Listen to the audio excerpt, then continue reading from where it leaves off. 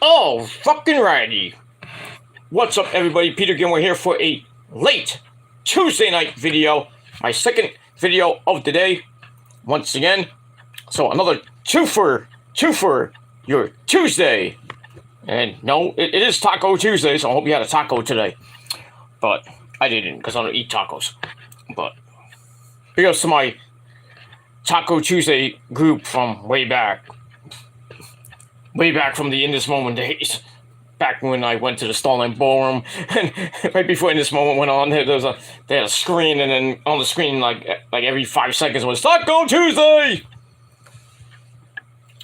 Good peeps back then. Good peeps. I still ain't getting in contact with them, but it is what it is.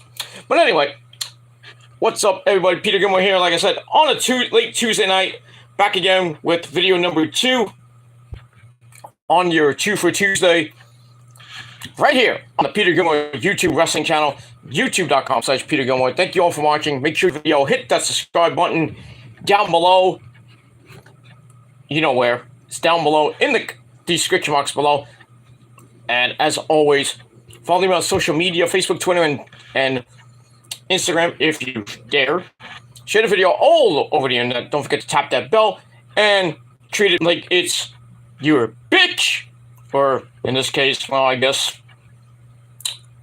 the Cleveland Guardians today. Damn it! But it is what it is, and that's pretty much it. So hit the bell, and hopefully you'll get notified when I do another video, so you don't miss a goddamn thing. And if you do, well, fuck you, man! And that's pretty much it. Alright, on this late Tuesday night, October the 18th, 2022, or if you're watching on the replay, October the 19th, 2022, on the Peter Gilmore channel. Check out my video from a little bit earlier in the evening. I don't know why it was uploaded like almost an hour ago. My fucking internet, I guess. I don't know what happened with that. Why it didn't go? It should have been up like around 9 o'clock, but I don't understand why the video took so long to process, and I don't know. But in any event, the video about Ivan Moody of Five Finger Death Punch retiring after the next Five Finger Death Punch album, which will probably come out next year. So yeah, he's going to be retiring from the band and from basically the heavy metal realm, which sucks. So he wants to be home with his kids. But check out the video down below in the description box. I taped that right before NXT went on the air. So, well, AEW and NXT went on the air. So, we got all that. So, check it out in the description box below. Alright, we move on. Alright, we got my good buddy from the UK, Will Rally Sport Rally, in the chat. What's going on, mate? How you doing? On this, well, for you, Wednesday morning in jolly old England, love, are you gonna have some tea and crumpets with the king? Or the Duchess, I don't know. So, you know, it is what it is. So I hope you're gonna have a great Wednesday over there in jolly old England, the other side of the fucking world. But yeah, what's going on, dude? Hope Hangman, okay, speedy recovery. Yes. But we'll get to that. But this video is dedicated to Hangman Adam Page. Very scary injury during his match with Jon Moxley for the AEW title. I didn't really see it at first, but then I saw somebody put it actually Grimm's Toy Show put it up on his Twitter, and I looked at it, and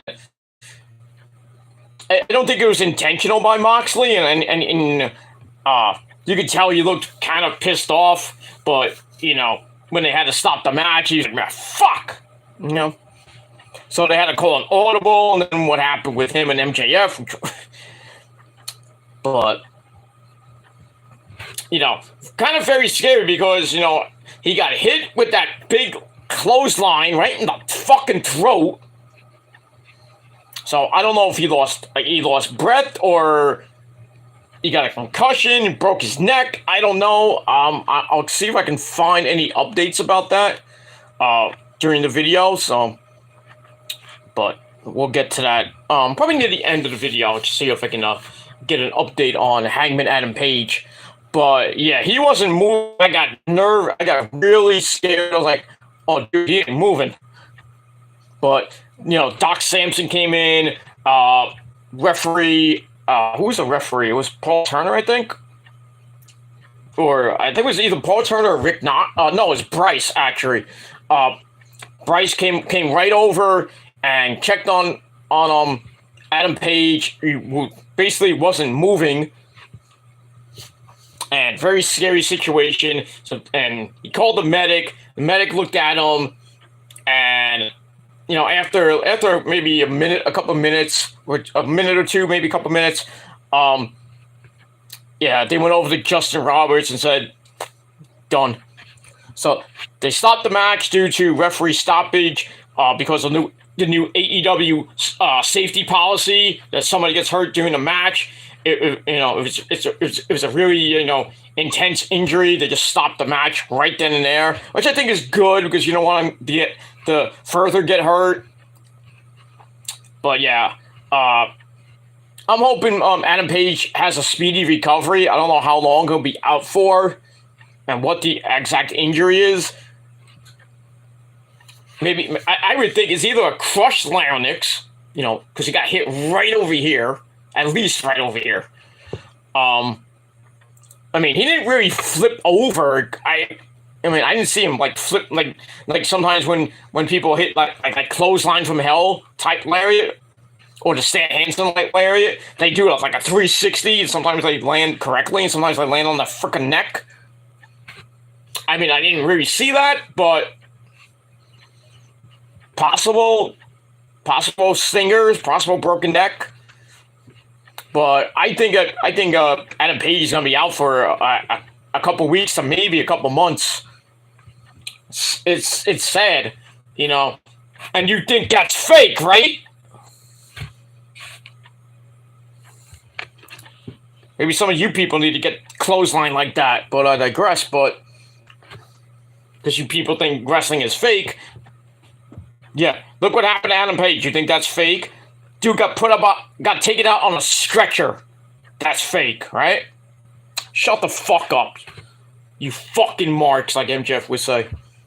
That's what you are, all these WWE shills and freaking fake wrestling fans. I don't know a wrist hold from a wrist watch. You know what I mean? But fuck them. And that's pretty much it.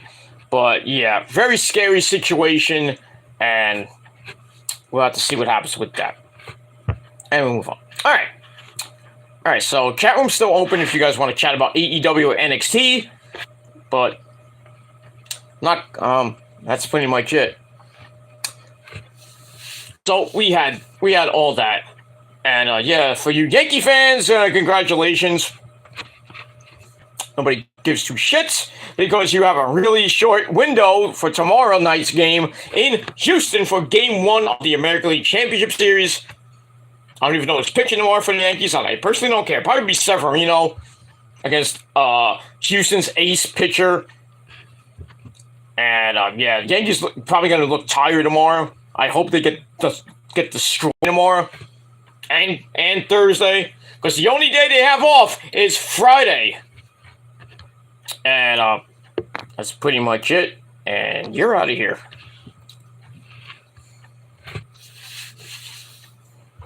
And that's pretty much it. So that's pretty much it. Yankees won 5-1 over the Cleveland Guardians in Game 5 of that series. That should have been played Monday night, but thanks to rain and Mark Manfred being a dick, this game was at 4 o'clock. So thankfully the game ended at 7, right before 7:30. So Dynamite didn't have to get preempted. So thank the Lord for that.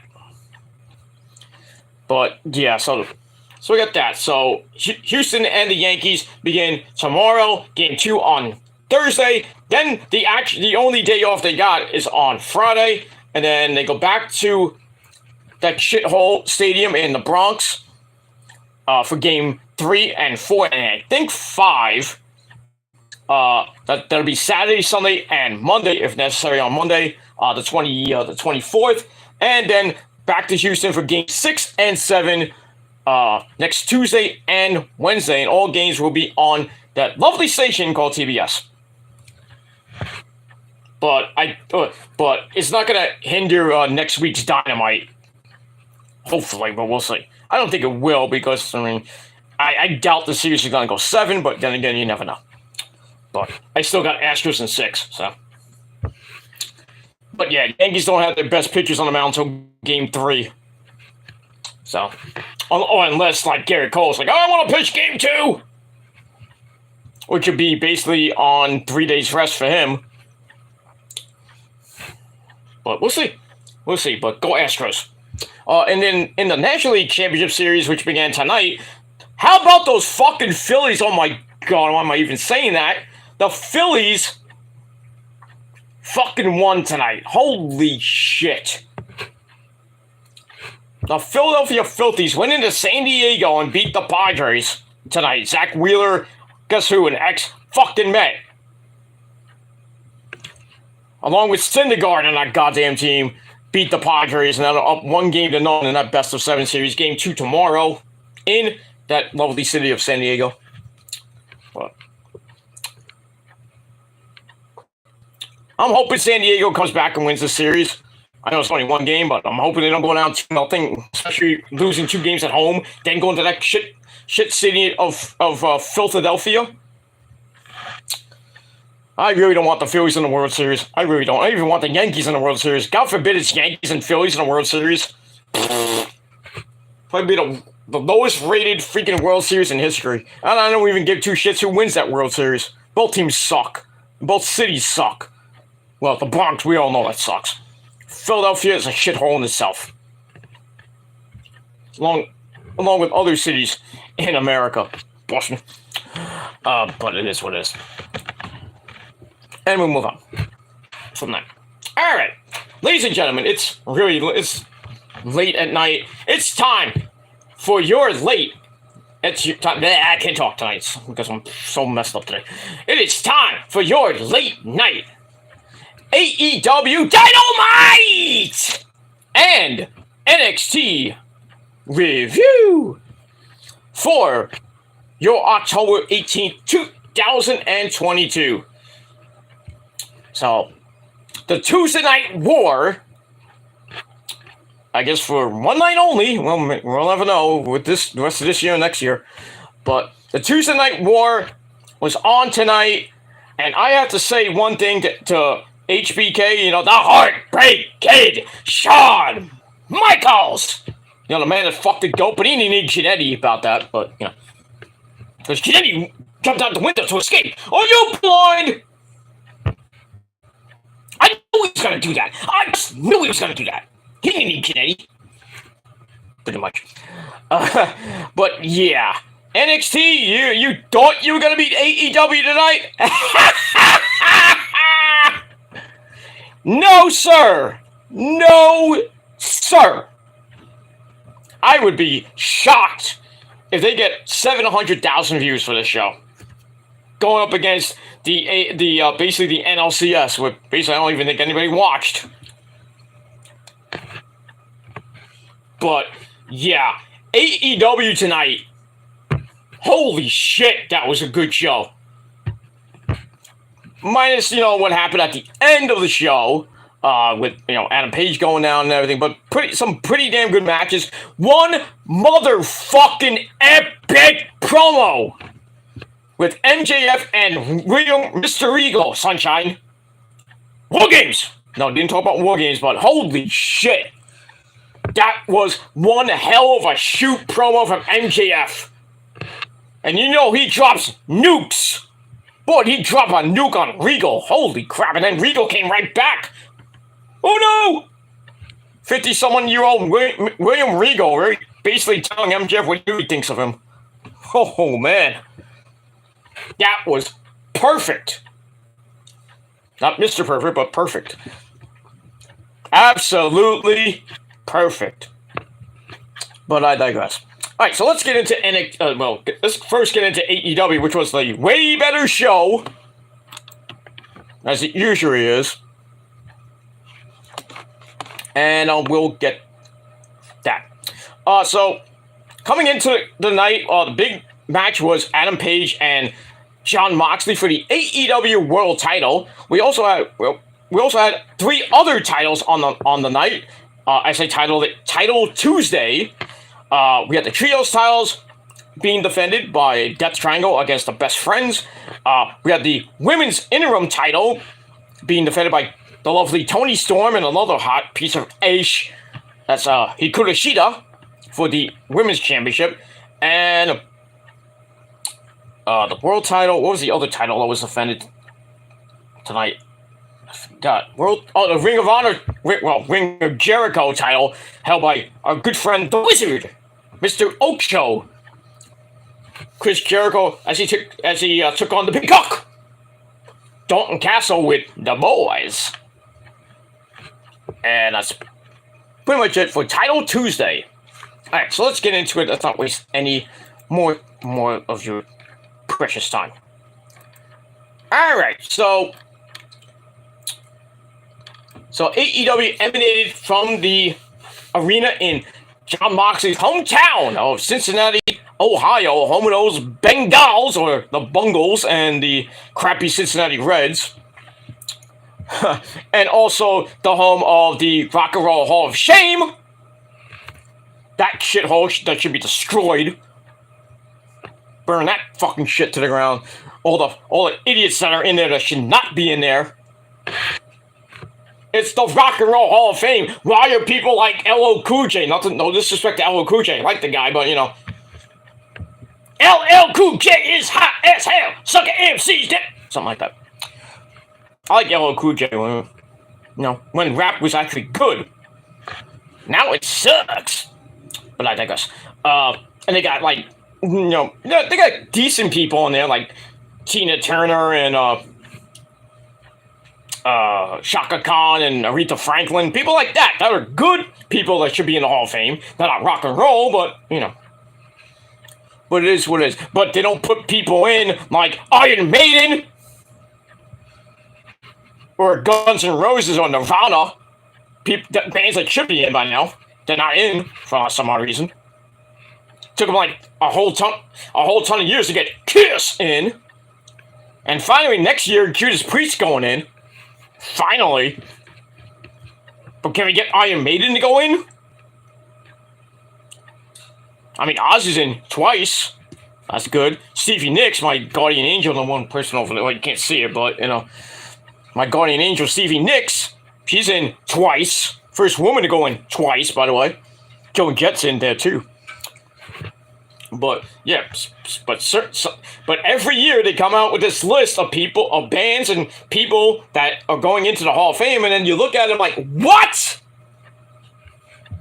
And bands that should be in, like Rage Against the Machine, Linkin Park, yeah, because they're coming up on 25 years of Meteora. They're definitely going in. They have to go in. I mean, just for Chester Bennington's sake. Come on.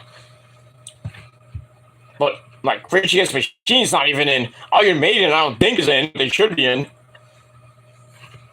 What's good about Judas Priest going in, Kiki Downing, or KK Downing, we know, KK Downing, the original guitarist for Judas Priest, now that he has his own version of Judas Priest called KK's Priest with Tim Ripper Owens, who replaced the metal god himself, Rob Halford, for basically 2 albums in the early 90s, Jugulator and, I forgot the other name of that. The other album was, I think it was Jugulator, and I forgot the name of the second album. I think it was Demonizer, something like that.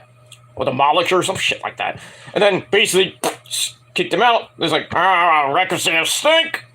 Let's get Rob back. After Rob was in 16 bands. He was in Fight, just a very good band. Then a really obscure band named called Two, different spelling by the way.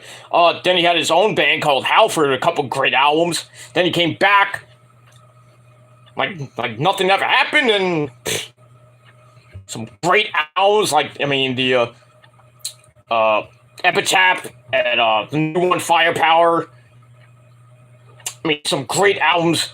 I think there's one called Angels of Destiny. Great albums, like the second part of Judas Priest's career. Right after Tim Rip Owens left. Bye-bye! We don't need you! But now he's doing basically the same fucking thing he was doing before. It's like, oh, I got kicked out, but like 15, 20 years later, I'm back doing Priest songs. Just with, KK, because KK and the band, they had a falling out, and now Richie Faulkner, the Falcon, is basically in his place. But KK said that he will be playing with the guys in Judas Priest, along with Glenn Tipton's going to be there, of course, even though he has really bad Parkinson's disease. He can still play the electric twanger. It's going to be great to see them perform at Rock and Roll Hall of Fame ceremony, whenever that is. That's going to be great. Can't wait for that. But we'll move on from there. So yeah. Alright, where are we here? Okay, Real Rally Smoke Rally came back, and he says, AEW had put an update tweet about Hangman Adam Page, just to let you know, he went to the hospital or medical facility. It's the hospital for AEW purposes. WWE just like, he went to a medical facility, local medical facility. Just call it the hospital counter. Anyway, so he went there. So he had a concussion. There you go. I think he got knocked out. I mean, he got hit in the throat. Then he probably just landed right on his neck or his head. So yeah, he's gonna be out at least a month or two. At least, but then again, Adam Cole got the fucking concussion back at Forbidden Door. You haven't seen it. You've seen him since September. When he came back for that one freaking episode when him and the then Undisputed Era of him and Bobby Fish and Kyle O'Reilly turned on the Bucks right before the Trios tournament. And then Kenny Omega came back, and we haven't seen the Bucks in like 2 months. And Kenny and CM Punk, because the legal stuff still hanging over their heads. I don't know when that's going to even take place, and when the Bucks and Kenny are going to come back. I don't even think they're coming back the rest of the year. They're not coming back this year. If not at Full Gear, probably not till whenever this court case is, whenever that may be. I would just say, stop fucking around with the fucking legal stuff. Just let it go already. Let it go. Whoever is making this, not accusation, but whoever's making it go to the court system, which probably is that schmuck, Ace Steel, gotta be him. Because I doubt it's like Punk or any of the Bucks or Kenny. I heavily doubt that. But just let the fucking shit go. It's 2 months already. Let it go. Come back to fucking AEW. Not that they need the Bucks and Kenny anymore, because they're doing pretty damn good ratings without them. And with Punk. But Punk still kind of has an office role. Nobody cares about that, but, But yeah. A lot of people miss the Bucks and Kenny, but, ratings-wise, they don't need them. Freaking Kenny and the Bucks go to WWE, and, well, hopefully not, but, I'd rather them go back to Japan. Of course, Japan is always number one forever and ever and ever. Pretty much. That's what it is. But, yeah. Prayers to the Hangman. He's going to be out, he will be out for a month or two, I think. Yeah, I think he will too, because he has to go through the percussion protocol. He has to get tested again, and doctors have to clear him, and it all depends on how fast he recovers. And it could take 2, 3, 4 months. In Adam Cole's case, 6 months. 6, 7 months now. It's going on, I think 6, 7 months almost. He got hurt in when was Forbidden Door was what, May? I think May. Yeah, I think it was May. So yeah, going on 6 months now since we've seen Adam Cole actually wrestle. And he still had that shoulder injury, which I don't know if he's getting surgery on. And then if he does, he'll be out until probably late next year. That sucks. And I'm telling you this right now.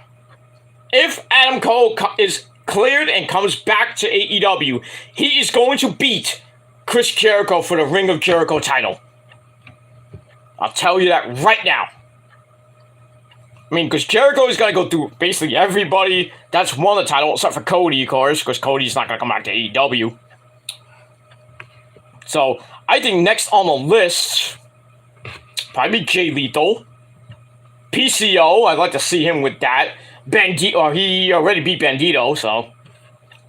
Roosh, but Roosh is a heel, so I don't know how that would work.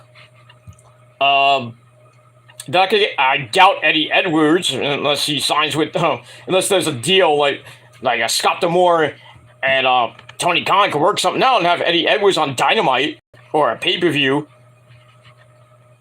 for the Ring of Jericho title, because Eddie Edwards won that. Davey Richards, maybe they could maybe get Davey Richards. I doubt that. Jay Briscoe, no, they're not gonna get Jay Briscoe.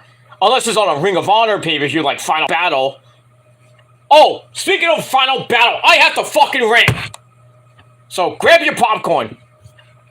Tony Khan, you stupid motherfucker. I read on Twitter, somebody sent me something on Twitter about Ring of Honor Final Battle. Now, I've been claiming for months Final Battle should be in New York City. Well, it's been the home for every Final Battle they've had, except for two, which was 2015. Then it had one in Philly, which I think was, I think they did one in Philly, I think it was 2015 or 16. Then they went to Baltimore, of course, who won during the pandemic era. So really, I think 3 or 4 Final Battles have been outside of New York City at the Hammerstein Ballroom or in the then Grand Ballroom. But this year's Final Battle will take place December the 10th. Mark that down. December the 10th, not in New York City. Where is it going to be held? A fucking dinky-dink arena in Arlington, Texas. I mean, Tony, really? Texas? What the fuck's so good about Arlington, Texas? Even though the Texas Rangers play in that fucking shit stadium they play in. I mean, really? Arlington, Texas? Are you fucking kidding me, Tony? Seriously? I mean, you couldn't book the Hammerstein Ballroom? God forbid Terminal 5, that shithole place that it is. I remember going there for Final Battle. Don't get me started. Don't get me started because I didn't sit front row. I had to sit by the bar. Right near the, wasn't even near the bar. I really had general admission where I could have just went up to the second level, but I was like, And I could have just stood for the entire show, but I went with the missus, and they were, I was like, I hope and pray there's some extra seats, we can find some extra seats or something like that, so we don't have to stand for the entire show. But luckily, we found 2 seats in the fourth row. On the fourth row, the ramp is coming this way. We're right here. But we had a good time. It was, Jay Briscoe against Adam Cole, baby. When Jay Briscoe had the title, and they had I don't think it was Fight Without Honor. I think it was just a hardcore, regular Ring of Honor match that turned into a hardcore match. And that was basically the night that Adam Cole hurt his shoulder the first time, and he was out basically a year, and then he came back with the Bullet Club.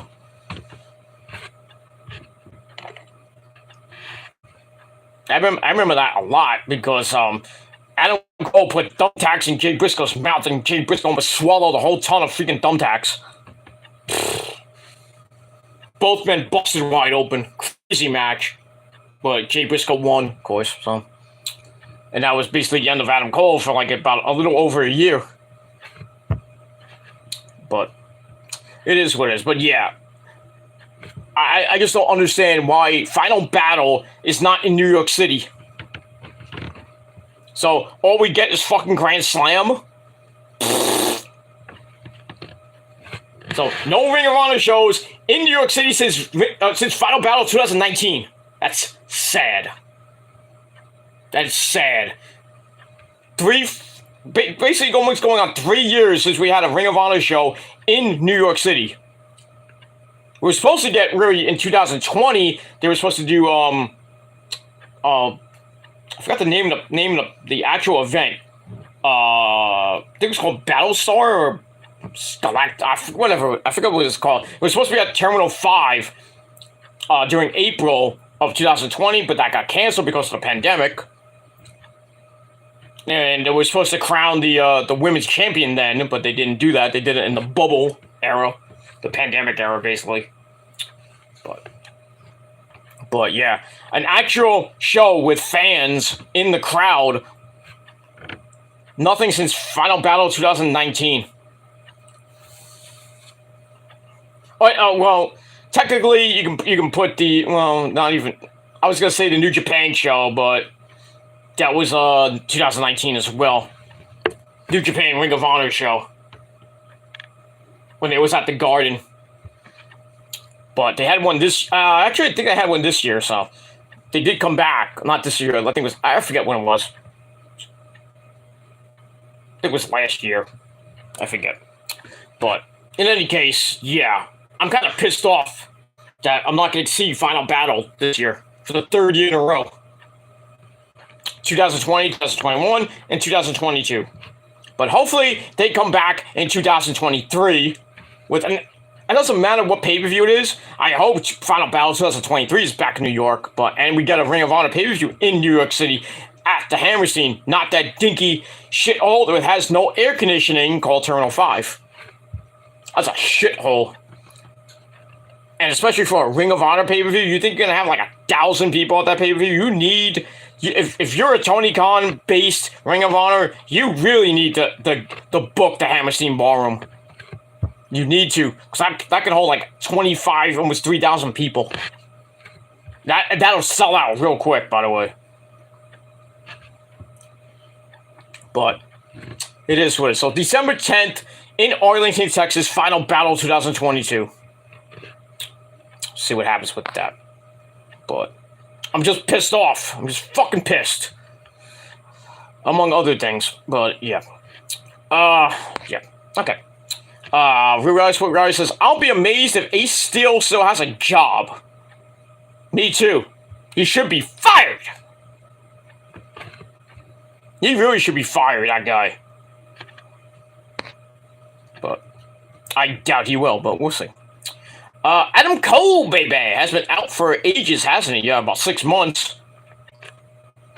Really 6 months. That was his last match, was at Forbidden Door, when he got the concussion. Yeah, so, and then we actually saw him in September, like I said, on that Dynamite show where him and the Bucks were in the ring, with, well, him and O'Reilly and Fish. I wonder why. Probably need to team back up with Roddy. And then, God forbid, Kyle O'Reilly comes and says, oh, I don't want to be here. But Adam Cole's not going to leave AEW. He's got a contract, I think, up until 2025. So, he ain't leaving. But, never know. The Briscoes are signed with Ring of Honor. They're not allowed on AEW television. Yeah, I know, because of Jay Briscoe's stupid tweet 10 years ago. Get over it! Idiots. And I'm not talking about Tony Khan. I'm talking about the network. That's TNT. TBS now. Sorry. Well, TBS and TNT. They're scared of the Briscoes. They're scared. Those Those boys from Sandy Fork, Delaware. Them boys. Look at that. Sean Ross Sapp said the other day, yeah, I know. Fuck Sean Ross Sapp, by the way. He fears Denise Salcido. He fears me too. Like everybody else does. But I digress. Toni Storm been interim champ for quite a while. She's doing great in AEW.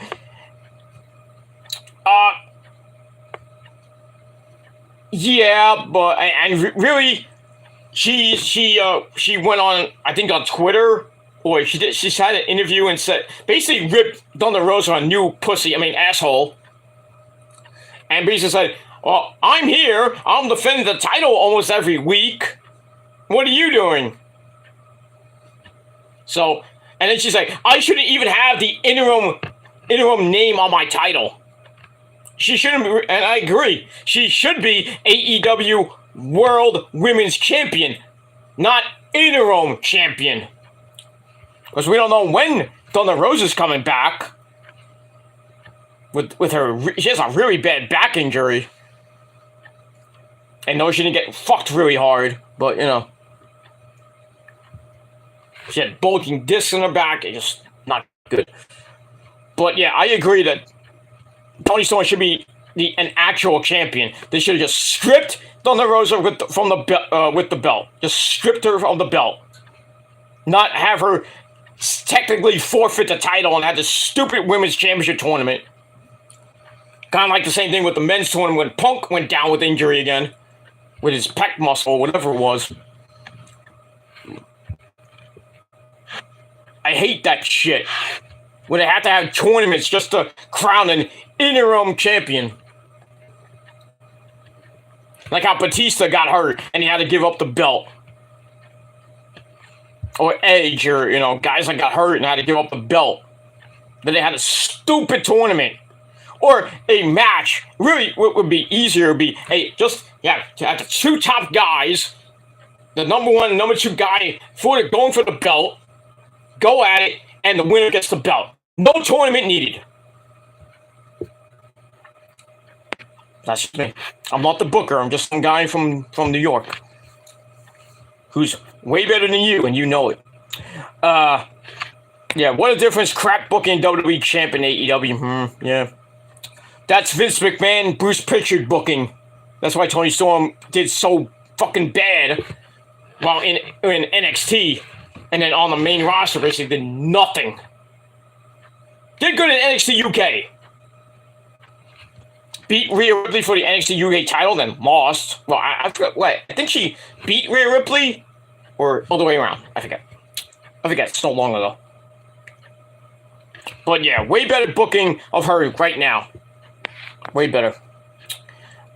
Stupid idea having interim champ. Agree. Just give her title of Thunder Rosa. Just say Thunder Rosa. No.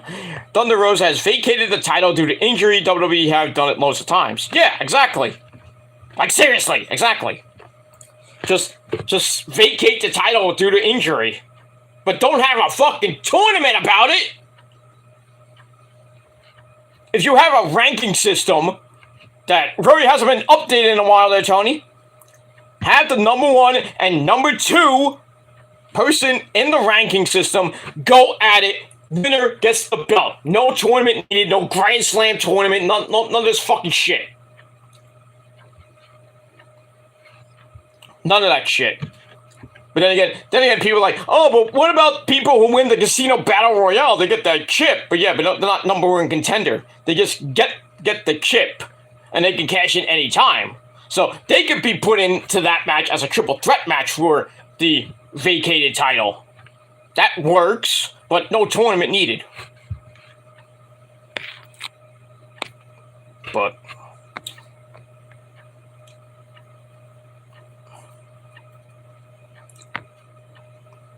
yeah, that's all I gotta say about that. Alright, I talked way more than enough about that. Alright, we'll move on. Alright, so like I said, we're from the arena in Cincinnati, Ohio, and our commentary team, as always, the man behind the mask, Excalibur, the man from Red Hook Brother, big time Met fan, Good job there, Taz. Taz! Red Hook brother. You know, I might hate the guy because he's like my height, but he gets major brownie points with me for being a Met fan. Major bonus points from the man from Red Hook brother. And also on commentary, our good friend, the very talented and very old and very legend. Wait for it. Gary, legendary man himself, the former man who did a lot of interviews for the XWF back in the day. The EFED version of XWF, not the actual XWF. But the man himself, Tony Baloney Schiavone. And that's it. You have Renee Paquette backstage along with that idiot Alex Marvez doing the interviews from backstage.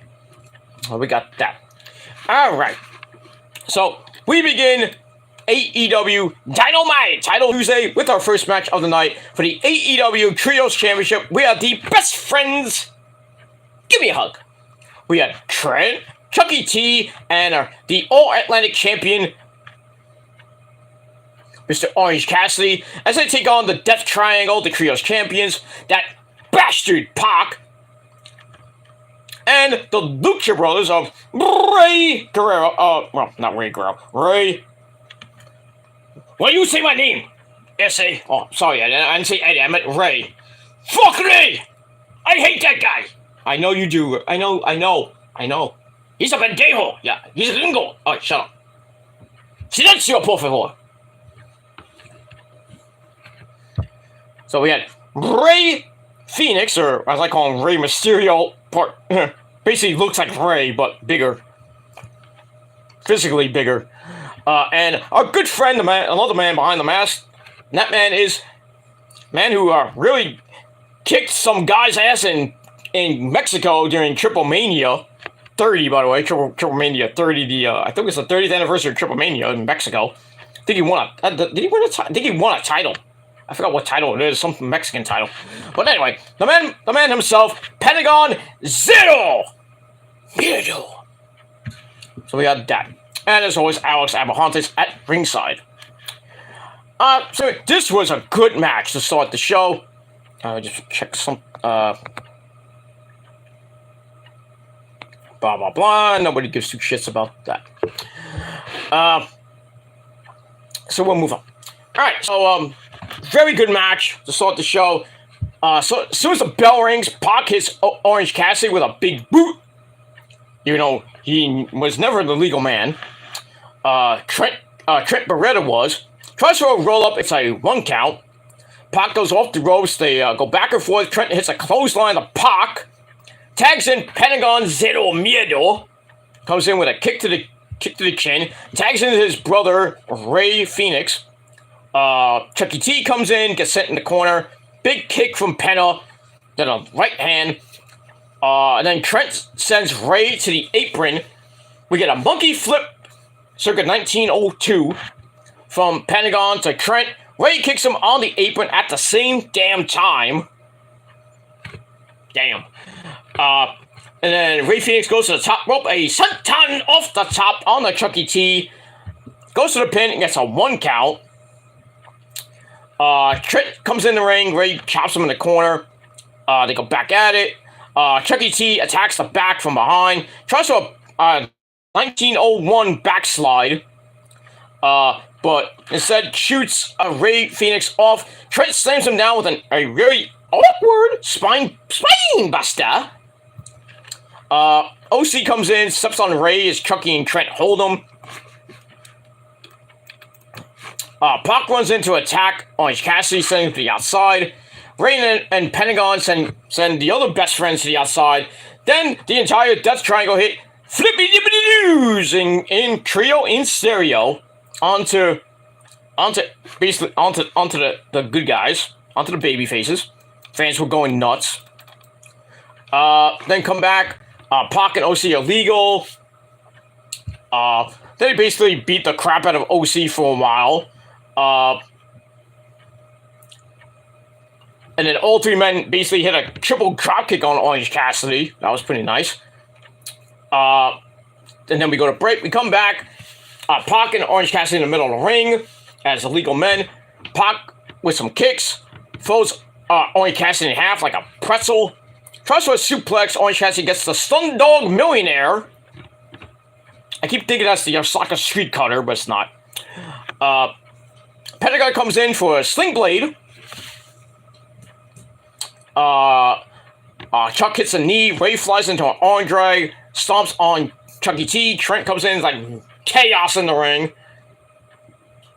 Trent sends Pac to the outside. He eats a kick from Pentagon and Ray. Orange Cassidy gets up. Head scissors both of them. But the Lucha Brothers hold on to him. Pac comes in with a drop kick. Knocked Orange Cassidy out cold. And then Pentagon and Ray Phoenix send him into a wheelbarrow lung blower by Pentagon. Stomp from Ray, then a German suplex from Pac. Triple combination. Crazy. For a near fall. Trent and Chuck break up the pin. Ray Phoenix comes in, sends Chucky T to the outside. Pentagon slides to the outside. Trent punches him right in the face. Pac has Orange Cassidy in the ring. Oops, I went a little bit ahead. Sorry about that. I lost my spot. Alright. So they keep going on. Pentagon gets a tag. He runs in, gets kicked by Chucky T. He hits a power driver. Then Trent grabs Pentagon, hits a power driver of his own. So double, not a double, but power drivers back to back. OC gets up. He looks to take down. He looks down the panel, and then he looks down, and then we get the ever popular best friends hug. Give me a hug. Pull back Okada like. And then Trent and Chuck lay Pentagon on the ground. He's prone on the ground. OC hops on the shoulders, hits a splash for a near fall. That was pretty nice. As Pac stops the pin. Then a kick to Trent, kick to Chuck. Pac goes to the outside, grabs the ring bell, who he's been using a little bit lately. Ray Phoenix comes in and tells Pac, no, I say, no hammer, I say. So they start arguing. A bit of tension between the Death Triangle members. Ray just takes the hammer, rips it out of Pac's hands, and then Orange Cassidy rolls up Pac for a very near fall. Then he hits the ropes, goes for the orange punch and missed. Pac hits a wicked German suplex, but Orange comes back with the orange punch, and both men go down. The fans are going completely nuts. Then we get the tags to Trent and Pentagon. Pentagon hits a big high kick. Pac is still in the ring. Pentagon runs up Pac's back, goes to the Canadian Destroyer, which would have been really nice to hit. Trenton holds on, but Chucky T flies off the top rope. They hit Strong Zero. They look about they won the titles, but Pac kicks out at actually Pentagon kicks out at 2. And then we get near the end, as Ray stops the pin. Then he rolls through and hits a double Gilmore Kata! Bang! On both Trent and Chucky T. He dives off the top rope, misses a dive. Then he bounces off the ropes, hits a high kick, a knee to the head, then a power driver! 1, 2, 3. Death Triangle get the win and retain the Trios titles in a very damn good match. I gave 3.5 out of 5 stars. And that's pretty much all I gotta say about that. Great match. And that's it. After the match, Ray Phoenix and Pentagon are yelling at Pac, like, what are you using the hammer for? And Pac's like, hey, we won still! And then, they slap 5 and so 5-5. They do all that good stuff, and we'll move on from there. Alright, so like I said, 3.5 out of 5 stars. And we'll move on. Alright, I'll get to the comments from Real Wrestling Rally a little bit. I want to finish this up, review up a little bit. Then we'll get to the comments, and then we'll go right into NXT, and then we're done.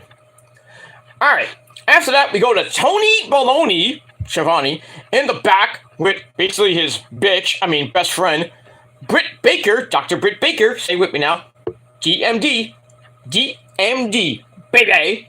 She's with the lovely, vivacious, hot piece of ash, Jamie Hayter, and another hot piece of ash. That's Rebel, or Reba, whatever you want to call it. They're in the back, and basically Britt says that her and Jamie are disgusted that they are not the women's champion. Jamie says by the end of this year, one of them will have the title, but Britt's like, let's just jump ahead. We don't want to be named interim women's champion. So looking ahead, I guess, to 2023. So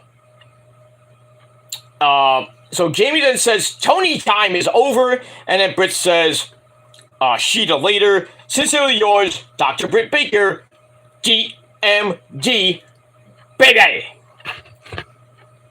And that's pretty much it. All right, so I gave that segment 2.5 out of 5 stars. So we'll see what happens with Britt Baker and Jamie Hayter, and if they can beat Toni Storm to become the interim women's champion. And speaking of that, that's match number 2. Hikaru Shida taking on Toni Storm. Surprisingly, at 8:22 p.m., not the death slot of 9:30. Because they wanted to give more time to Moxley and Hangman and Page. Though you could have put it at 9 o'clock, but that was just me. But it's what it is. Alright, so we got a code of honor to start. They go back and forth. They circle the ring. They break. We get dueling chants like, let's go Tony, let's go Shida. Oh, holy Shida. Holy Shida. Then they lock up again. Tony gets a side headlock. Right hands from Shida. Tony takes her down. And then Shida comes back with some leg scissors. Tony slips out of it, slides into a side headlock. So basic mat wrestling for the first part of the match. Shida hits the ropes and a drop kick to Tony. She goes on the apron, the crowd's cheering her on.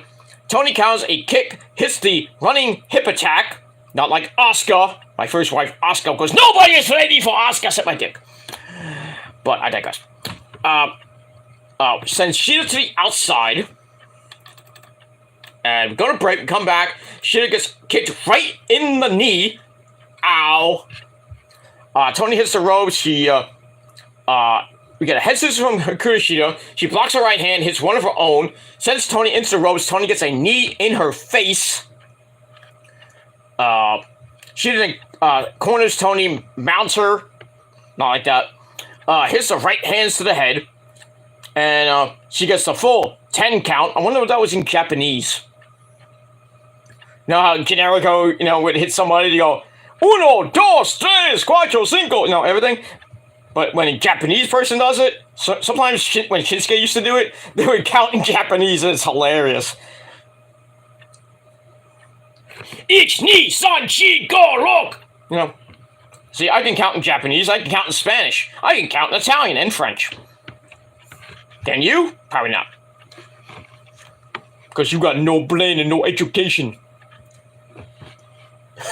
Probably not. Probably. But it is what it is. Anyway, so she does that for a little bit.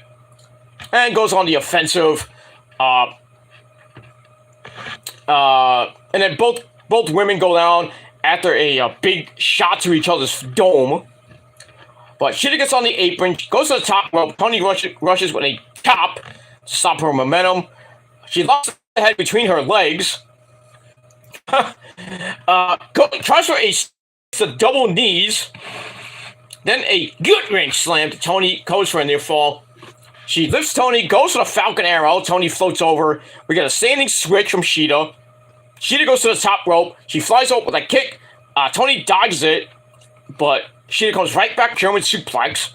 Tony then rushes and hits another sexy hip attack in the corner. She grabs the head, goes for a tornado DDT, but Shida caught her. Slammed her down, covered for a near fall. It looked like a suplex. I thought it was going to be like a Falcon Arrow, but kind of looked very botched-ish. Not so good, Al. But we get that. And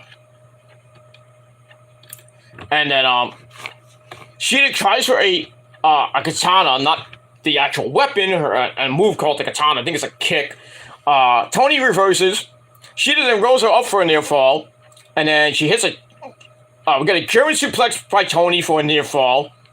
Then she holds on, tries for another one, but Sheeta with a back elbow staggers Tony, but Tony comes back with a forearm. Then a humongous, huge tornado DDT right into Storm Zero. 1, 2, 3. Tony Storm gets the victory and retains the AEW Interim Women's Championship. But pretty damn good match. I gave 3 out of 5 stars.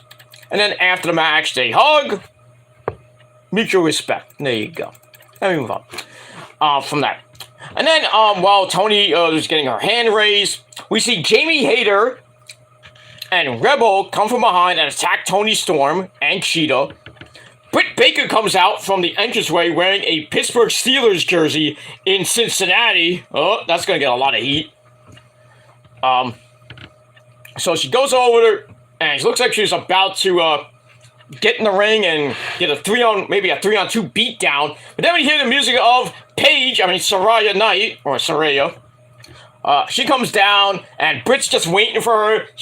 You see the stupid camera, man, like right here, or right in front of Britt, and Britt's like, "Move, asshole!" And Saraya comes like right next to the camera, man. They start brawling. The cameraman has to pull back like an idiot. That guy's gonna get fired. Move next time! Or like in Spaceballs, knock next time! Knock! Did you see anything? No, I didn't see you playing with your doll, sir. Good! I got it. You gotta love Spaceballs, man. That's a cult classic. Pizza the Hut. But I digress. Alright, so Saraya comes out. They go at it. We got a big old cat fight. Then Saraya sends Rebel over the barricade into the crowd. She goes after her. While in the ring, Rebel grabs a crutch, hits Tony Storm in the back with it. And Jamie comes out to help her. Goes out to help Britt with Paige. But that leaves Rebel in the ring, and then we hear the music of little old Rio.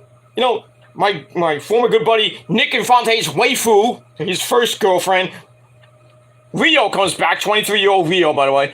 She comes out looking so cute in that pink getup she was in. She looks so cute. She comes down, surprisingly, I didn't even think Rio was ever going to come back. Well, I think she was injured. Now she's back. Great! That's good. So she runs down, she's smiling. Hi, Rio, look at me. Hi, Nick. But anyway, she rushes Rebel, hits the ropes, big drop kick to Rebel. Jamie Hayter comes in, tries to charge at Rio. Rio's like, hey, come here. Boom. Jamie Hayter falls to the outside. Rio goes to the top rope and hits a big-time crossbody off the top to the floor on the Jamie Hayter. Then she gets in the ring and helps up Tony, and they hug. So, Rio is back, ladies and gentlemen. So, I'm thinking we might get a triple threat match come. Like a women's trios match. Rio, maybe Paige, maybe her first match. I don't know, but could be. We could get that. Or maybe Sheeta. Maybe it'd be a 4-way. I don't know, but Rio. We'll probably get Rio, Sheeta, Tony Storm, and am I missing somebody? And Paige against Britt Baker, Jamie Hayter, Rebel, or somebody else, and somebody else. But we'll see. We'll see what happens with that. So great to see Rio, and so that matters. And we move on. All right, then we get a video recapping The Kingdom, former Ring of Honor and IWGP Tag Team Champions themselves, of Maria Kanellis, her husband Mike Bennett, and a good friend that should have been going to the WWE. I'm Matt Taven, who thinks everybody is Melvins. Basically, these trolls that still talk about me, they're a bunch of Melvins and pussies, because they can't get real pussy. But I digress. And that's pretty much it, because I don't give two shits about them, but I'll call them Melvins all I want. Melvins and little boys with tiny dicks. But I digress. Alright, so we get that, and making it, we get a video of them coming back last week on Rampage at the end of the show to basically beat down FTR, and then Wardlow came down. Wardlow and Samoa Joe came down, and basically they got beat down. Well, they ran them off. So we get that. Then we hear from Wardlow and Samoa Joe, basically telling them they're gonna hurt them, and basically tell Taven and Bennett pick a championship and fight them. Samoa Joe calls Maria a cackling bird. Okay, that was funny. You cackling bird, because she talks like a parrot. Just don't say that in front of Carl Anderson, because I'll probably kick your ass. Remember how Carl Anderson used to have an infatuation with Maria back in New Japan? Because Maria was like dancing and shaking her hips and almost showing her titties, and freaking Carl Anderson was like, ooh, it's dance, Maria. Maria, duh. The AJ. And he's like, what are you doing, Carl? Carl's like, look. Oh, hi, Maria. Then they super kick her. Sucks to be you. There, Maria Kanellis. Yeah, good times back then. Good times. All right, so we'll get that. Now, would Adam Cole join the Kingdom? That remains to be seen. The real Kingdom. But we'll see. So I gave that 2.5 out of 5 stars. All right, then we got Renee Paquette with FTR, Ring of Honor, IWGP, and AAA Tag Team Champions, and number one contenders to the AEW Tag Team Championship. Basically, Renee says, you've had a very insane 2022, becoming triple champions. And basically says, when do you plan on expanding that collection, becoming Quattro champions, winning basically every fucking tag team belt, besides not even holding the WWE tag titles, because then there'll be 6 titles, unless you did want to go back to NXT, you make it 7, but I doubt that'll ever happen. So Dax Harwood says, all he and Cash Wheeler ever wanted to do was be the best. You're the best around. Okay. He doesn't know if they'll ever reach it, but 2022 was a good starting point. They have all these belts, but coming with that, there's a huge target on their back, you think? But target or not, they want Quattro. They want that 4th belt. The AEW World Tag Titles is their ultimate goal. Well, you already held it once, and then you lost it to those good Christian boys right on the Bucks. That's pretty much it. Casting calls this year a dream, but at the end of the day, they need the AEW tag titles or they can't live with themselves. And then, well, the former champions that lost to the Acclaimed, Swerve and Our Glory, we have Prince Idol's cousin Isaiah Swerve Scott, or Swerve Strickland, whatever you want to call him, and our good friend Keith Lee.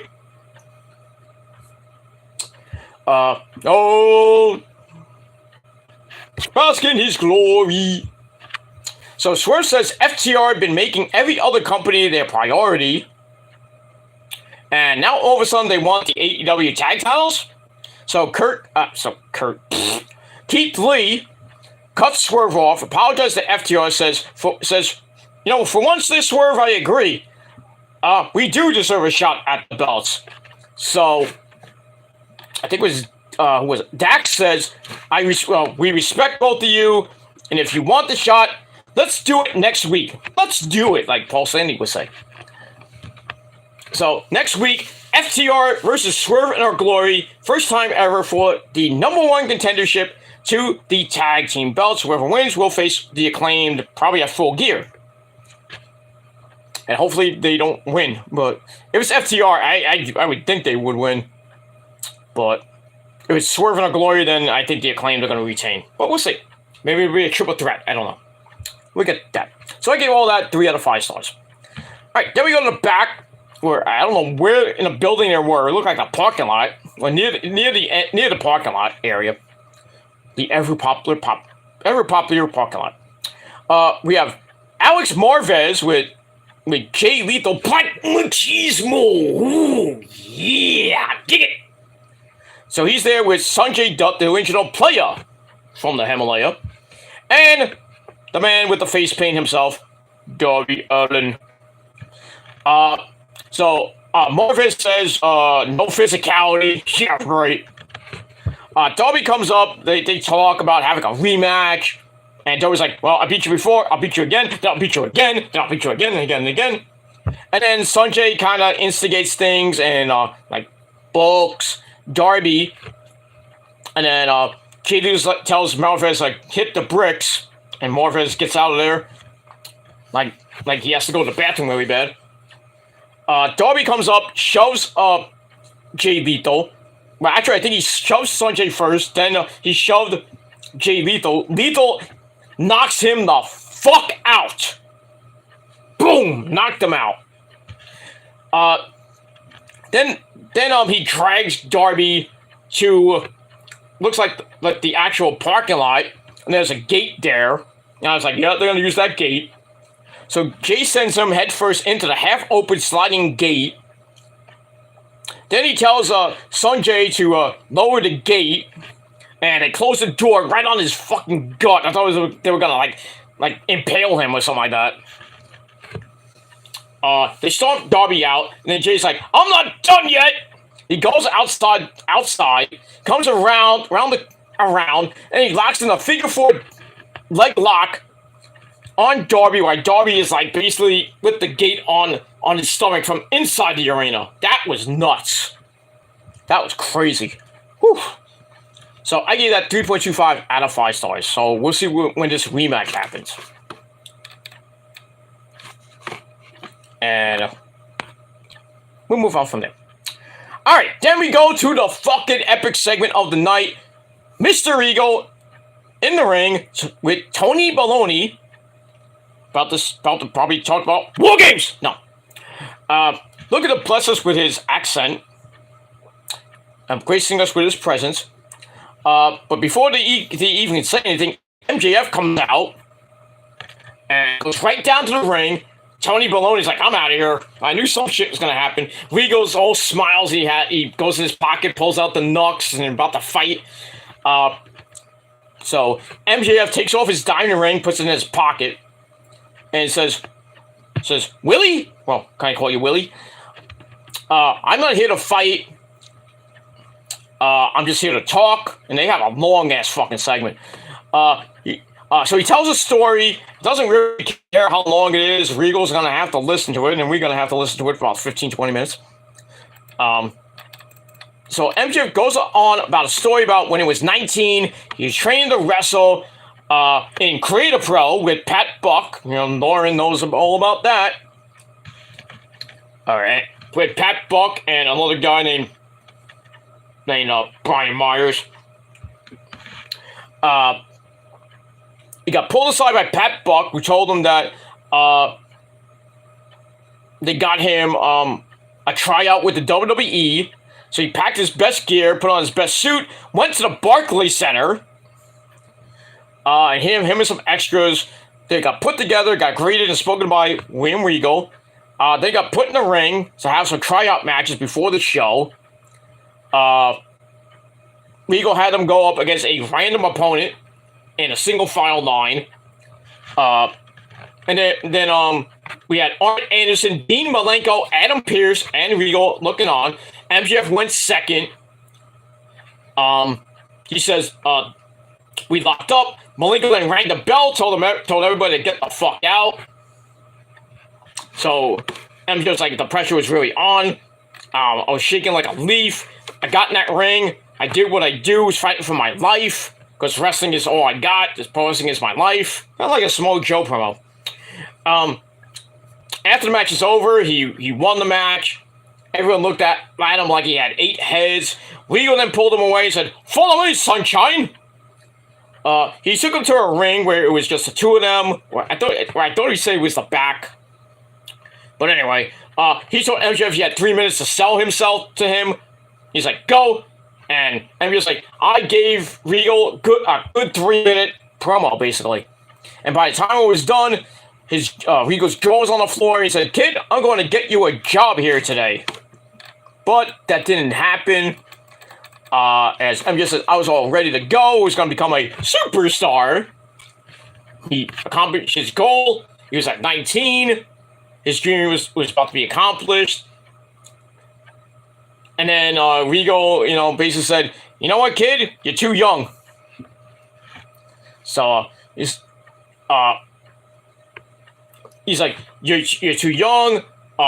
You don't have to put your name, my name. He's like, I don't put my name on many people, but when I do, they get jobs. And then he mentions like Moxley, Bryan Danielson, Claudio Castagnoli, well, Cesaro back then. He told MJF to send him a match and a promo each month, so he did that. The first month, Regal responded. The second month, he responded again. Come month number 3, Regal sends him a promo that MJF has read every single day since, and he pulls out his phone. He's like, oh, we're live, I'll read it right now. So, the emails basically said that, I'm a busy man, go make a name for yourself on the indie circuit, basically, which he did in Creative Pro, FSW, FBW, Tier 1, so many indie promotions in the New York area, and New Jersey. He was also on Grimm's Toy Show. That's how some people knew him, but I knew him way before that. He's like, be a high-level performer. The game has changed. WWE hires the best talent in the world. When you're one of them, maybe send your stuff. So basically, MJF says, Regal, you crushed my dreams, and I'm pissed off about it. And I'm back here 26 years old, 7 years later, and look where I am now. And then he really goes at Regal and says, look where you've been. Says, I've had a better year than you, and you're just a sad old man that got fired from NXT. And now you're basically stuck into my company like a flea-ridden rat, sticking to talent better than Regal ever was. He's like, I'm the kid on top of AEW right now, or in the wrestling business. I'm a generational talent. I'm a man who WWE now would be willing to take several human lives just to sign him and put pen to paper in in 2024. But yeah. She says, Regal, you can joke all you want, you can make all the smirks you want. I'm going to become the AEW world champion. And basically, that's it. And because she's like, you know why? Because I'm MJF, and I'm better than you. And you know it. So I was like, oh my goodness, this was great. So he throws on a mic, and looked like he was about to leave. He was crying through some of that promo, too. There's no crying in wrestling. But anyway, Regal gets on the mic. The fans are booing the living shit out of Regal. So Regal's like, you know when I was doing at 19, Sunshine? And he says, well, at 16, I left home to work a carnival, fight grown men to get into the wrestling industry. He's like, I never wanted to cast you aside. I was just basically saying like, what we got right now, I wanted it back then. And it's like, we live in a day and age where you can't have people smashing your face in at 16 and 17. When you're crying every single night, you want to quit because blood is pouring out of every hole in your body. And he's like, well, if this is just about a bloody email,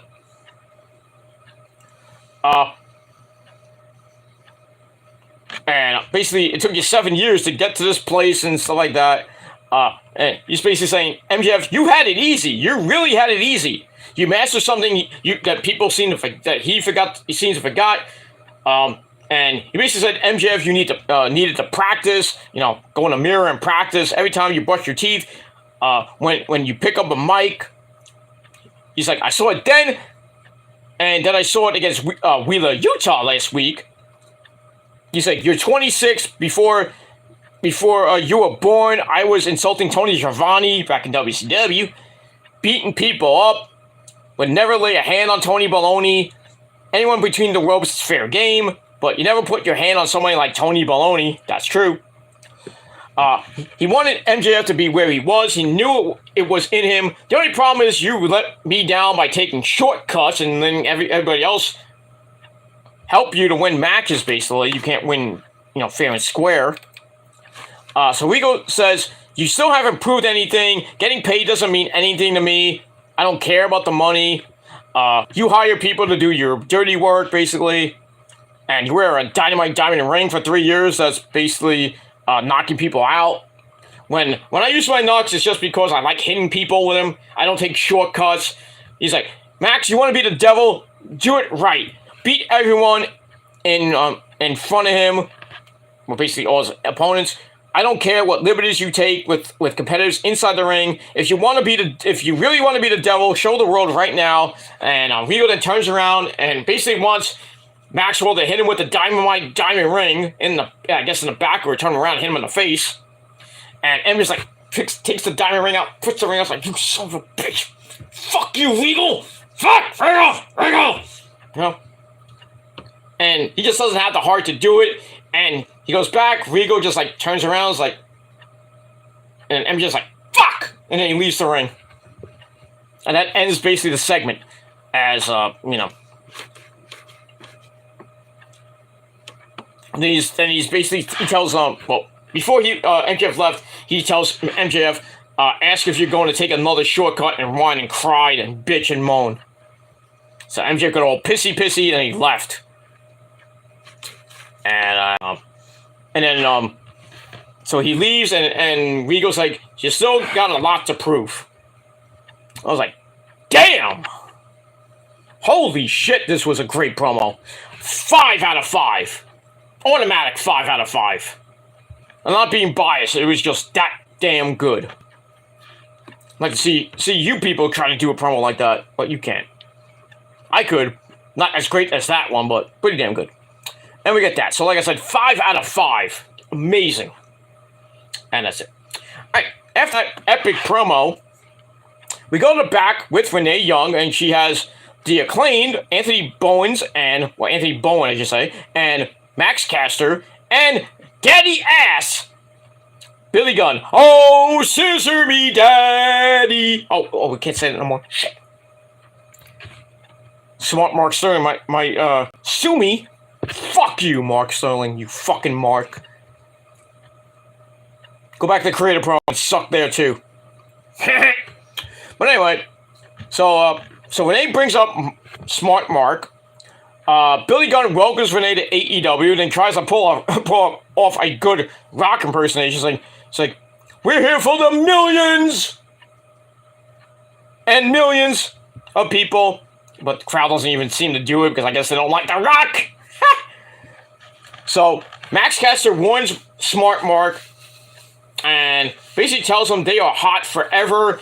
And on Friday Night Rampage, which is live, I didn't know it was live, I know it was taped this week, but Rampage is live from Daly's Place in Jacksonville, Florida at 10 p.m. Interesting time slot. Yeah, a wrestling show, 10 o'clock at night, live. Go figure that one out. What am I don't know if I think it is 10 o'clock. I have to look at my DVR. I think it's 10. If not, it probably would be around maybe the same time, or at 7. But I think it's 10. I think it's at the same regular time. Got this check. But yeah, Daly's Place live on Friday Night Rampage. But on Friday night, they're gonna have a trademark versus title match. I don't think it's for the titles. I'm not sure. I think it is for the title. But anyway, it's gonna be the Acclaimed against the varsity athletes, Tony Nese and Josh the Goods Woods. So that should be pretty damn good. We'll see what happens with that. Hopefully, I think the Acclaimed will win that and get their trademark back, and we can all scissor each other. Not like that, but you know what I mean. They'll get the term scissor back. And we'll move on. Alright, so I give that 2.5 out of 5 stars. Alright, then we go back to, we go to another segment from earlier in the night. We have Renee Young with her good friend from Talking Smack, Bryan Danielson. Yes! And Wheeler Yuta. And Danielson says it was not fun losing the title match last week to Jericho. It was not ideal. Renee says the reaction to Daniel Garcia was pretty obvious because it was in Toronto, Canada. Brian says, I have high hopes for Daniel Garcia. He says he can even surpass me, do things at such a young age that he feels with the right guidance. Daniel Garcia can be the best wrestler they've ever seen. And you was like, I don't know about that. The best wrestler you've ever seen? How were you surprised and everything? So Yuta said him and Claudio could have seen it a mile away. Garcia has Dragon Slayer in his entrance video. He's a snake, not to be trusted. He's like, I bled for the Blackpool Cuckold Club. I mean, the Blackpool Combat Club. And I thought it meant something to the club. It means something to Mox, to Claudio. But he's like, I guess, I should have not met my hero because it doesn't mean anything to you. Clearly. God damn. So Wheeler Yuta's like, well, I met my hero, but I guess it doesn't mean anything. Or Garcia met his and doesn't mean anything. But interesting little segment there. So I gave that 3 out of 5 stars. Alright, then we go to match number 3 for the Ring of Jericho title. We had Chris Jericho, the Wizard, who comes out with Daniel Garcia. Well, not Daniel, sorry. He came up with Jake Hager, Weed, the People, and that stupid Funkasaurus hat. But I bet Tyrus is kind of pissed off about that. So he takes on the Peacock, former Ring of Honor champion himself, current 6-man tag team champion. Yeah, they're still the champs. Still, they haven't even defended it once. And that's the Peacock, Dalton Castle with the boys. You got the Tape Boys and 2 other guys. We don't even know who they were. And that's pretty much it. Alright, so we got a Code of Honor to start. Well, we kind of do. Jericho goes for the Code of Honor. Dalton's like, wait for him! I'm going to put my hand down my pants, grab my nuts. And then he pulls out and goes, fuck you. I was like, I ain't going to touch you with that hand. I hope you washed your balls. But I digress. Whatever. So we get to the match. It was a pretty decent match. Ian Riccaboni on commentary. Paul Turner, your referee. As always, your senior referee. I still miss Todd Sinclair. But I digress. So it was kind of a back and forth match. Hager gets on the apron during the match. Dalton elbows him off the apron. And then one of the boys comes in. I don't know, it was one of the Tate brothers. A boy comes in. Not a boy, but a boy comes in. Dalton shoots him through the ropes into Jake Hager. Then another one of the boys gets tossed on him. Then a third one gets tossed onto Jake Hager. Crazy. So we go to break, we come back. Dalton gets tossed over the top rope. Then the boys like, fan up. He goes back to the apron. Jericho tries for his his drop kick off the jump drop kick to the outside. Dalton starts it with a right hand to the back, out. Runs the apron, hits a high drop kick to Jericho. Then he whips him on the outside. Jericho reverses. Dalton slides in, then out of the ring. Were you Baron Corbin all of a sudden? Then we get a head scissors and a Hurricane Rana to the champ. Hager tries to attack, but the boys are there to stop that. Hager then struggles to keep his hat on. I guess that's making it that there's no... Don't touch the hat! Nobody messes with the do! That's that. So Dalton kicks Hager. Jericho rolls off for a near fall. Then he shoots the legs, goes for the walls of Jericho. Dalton reverses. Looking for the Julie Newmar. What the fuck is that? I have no idea what that is. Gets it locked in. Some type of submission move. Jericho's able to escape. Gets the walls of Jericho on. Dalton gets the ropes. Oh, it's Aubrey Edwards, not Paul Turner. Why is Aubrey Edwards in every single Chris Jericho match? I mean, really, Jericho? You can't get like Paul Turner or Bryce or even Rick Knox to call your match? You have to get Aubrey Edwards? I mean, nothing wrong with that, but I mean, kind of weird. You're seeing every Jericho match, he's there. And, he's always arguing. Maybe there's some underlining meaning to that. I don't know. But anyway, Jericho ducks under the right hand. Dalton hits a clothesline for a near fall. Jericho goes to springboard. Dalton catches him. It's a deadlift German for a near fall. Jericho attacks the bad back of Dalton. Ducks under the clothesline. Tries for the code breaker. But Dalton catches the legs and spins Jericho over and over and over again. You're not Claudio. Stop it. Slams him down. He tried to go for the bangarang. So he's like, bang. Goes for the code to win the title back for the second time, but Jericho kicked out of that too. Then Jericho eats some slaps, misses a back fist, but Jericho doesn't miss, and he hits Dalton right in the face. It hits the Judas effect in response to the real back fist. And Dalton gets knocked out. Jericho goes for the cover. 1, 2, 3. Chris Jericho, still your Ring of Jericho champion. Pretty decent match. 12.5 minutes. Match is alright. 3 out of 5 stars. And that's pretty much it. And then after the match, Jericho says, "Cut the fucking music!" And tells the crowd to honor the Oak Show. And he said, "I would desecrate the legacy." Basically, like, I'm desecrating basically the legacy of Ring of Honor and the champions that came before him. So he was like, "Dalton out." Ring announcers like Bobby Cruz out. You didn't do a good job because I'm not taking his job yet. Come on, Nick Jericho, knock him out so Tony Khan and Kerry Silk can call me. Well, slide in my DM, not like that, but you know what I mean. So it's like ring announcers done. Even commentators, and they're on the ramp, then they turn around, and Ian Riccoboni's like, "What do they mean by that?" So then Angelo Parker and Matt Maynard, Daddy Magic, so 3.0, grab Ian Riccoboni. They're about to beat they hold him down, and Jericho is gonna hit him with a belt shot to the head. But out comes, well, not a Ring of Honor champion, but a former ECW heavyweight champion and TV champion, Jerry freaking Lynn, the new effing show, I guess you can call him that, because he earned that title by beating RVD. So Jerry Lynn comes out to stop this madness, but Jericho kicks him in the gut. Then he picks him up and hits a tombstone pile driver on the belt, which was kind of really protected. Because, Jerry Lynn retired, I think, because all the injuries. I don't know what it was. But we were kind of a weak as fuck power driver.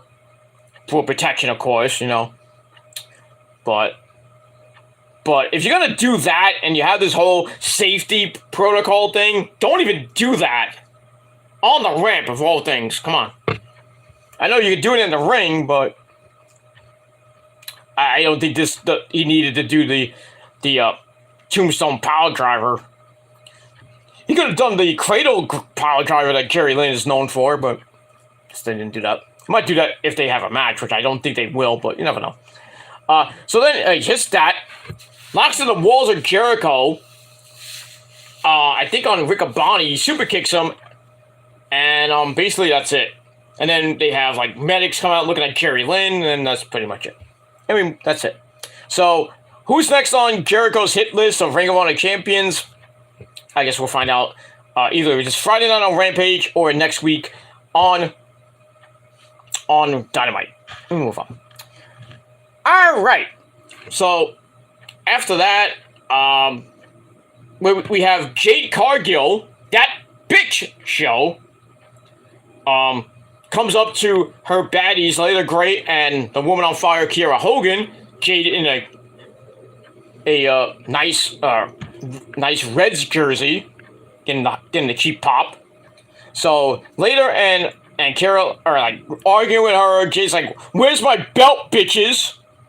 And basically, she says that I'm going to go to Rampage, I'm going to get in the middle of that ring, and I'm going to demand Nyla Rose, the Native Beast, to hand me back the TBS title. Then she basically tells Tony Khan, says, I will hijack the show for 60 minutes if I don't get my title back. Damn. You don't want to piss off that bitch. You know? But let's see what happens with that. So I give that 2.5 out of 5 stars. Alright, then we go to your main event of the evening. For the AEW World title, we had Hangman Adam Page about to do some cowboy shit. He takes on the champ, the AEW champion, member of the Blackpool Combat Club, Jon Moxley. And I thought this was going to be a great match, but sadly, with the, the said ending, it is what it is. But before the match even the bell rang, Moxley does his entrance. Hangman meets him in the crowd. Then they fight in the crowd, and they go up. They go up through the crowd. Well, actually, they fight in the crowd, and then Page goes up the stairs. Then we see this big area with like a railing and everything. I'm like, is he gonna jump off that, or like something bad, like weird, creepy, dangerous spot?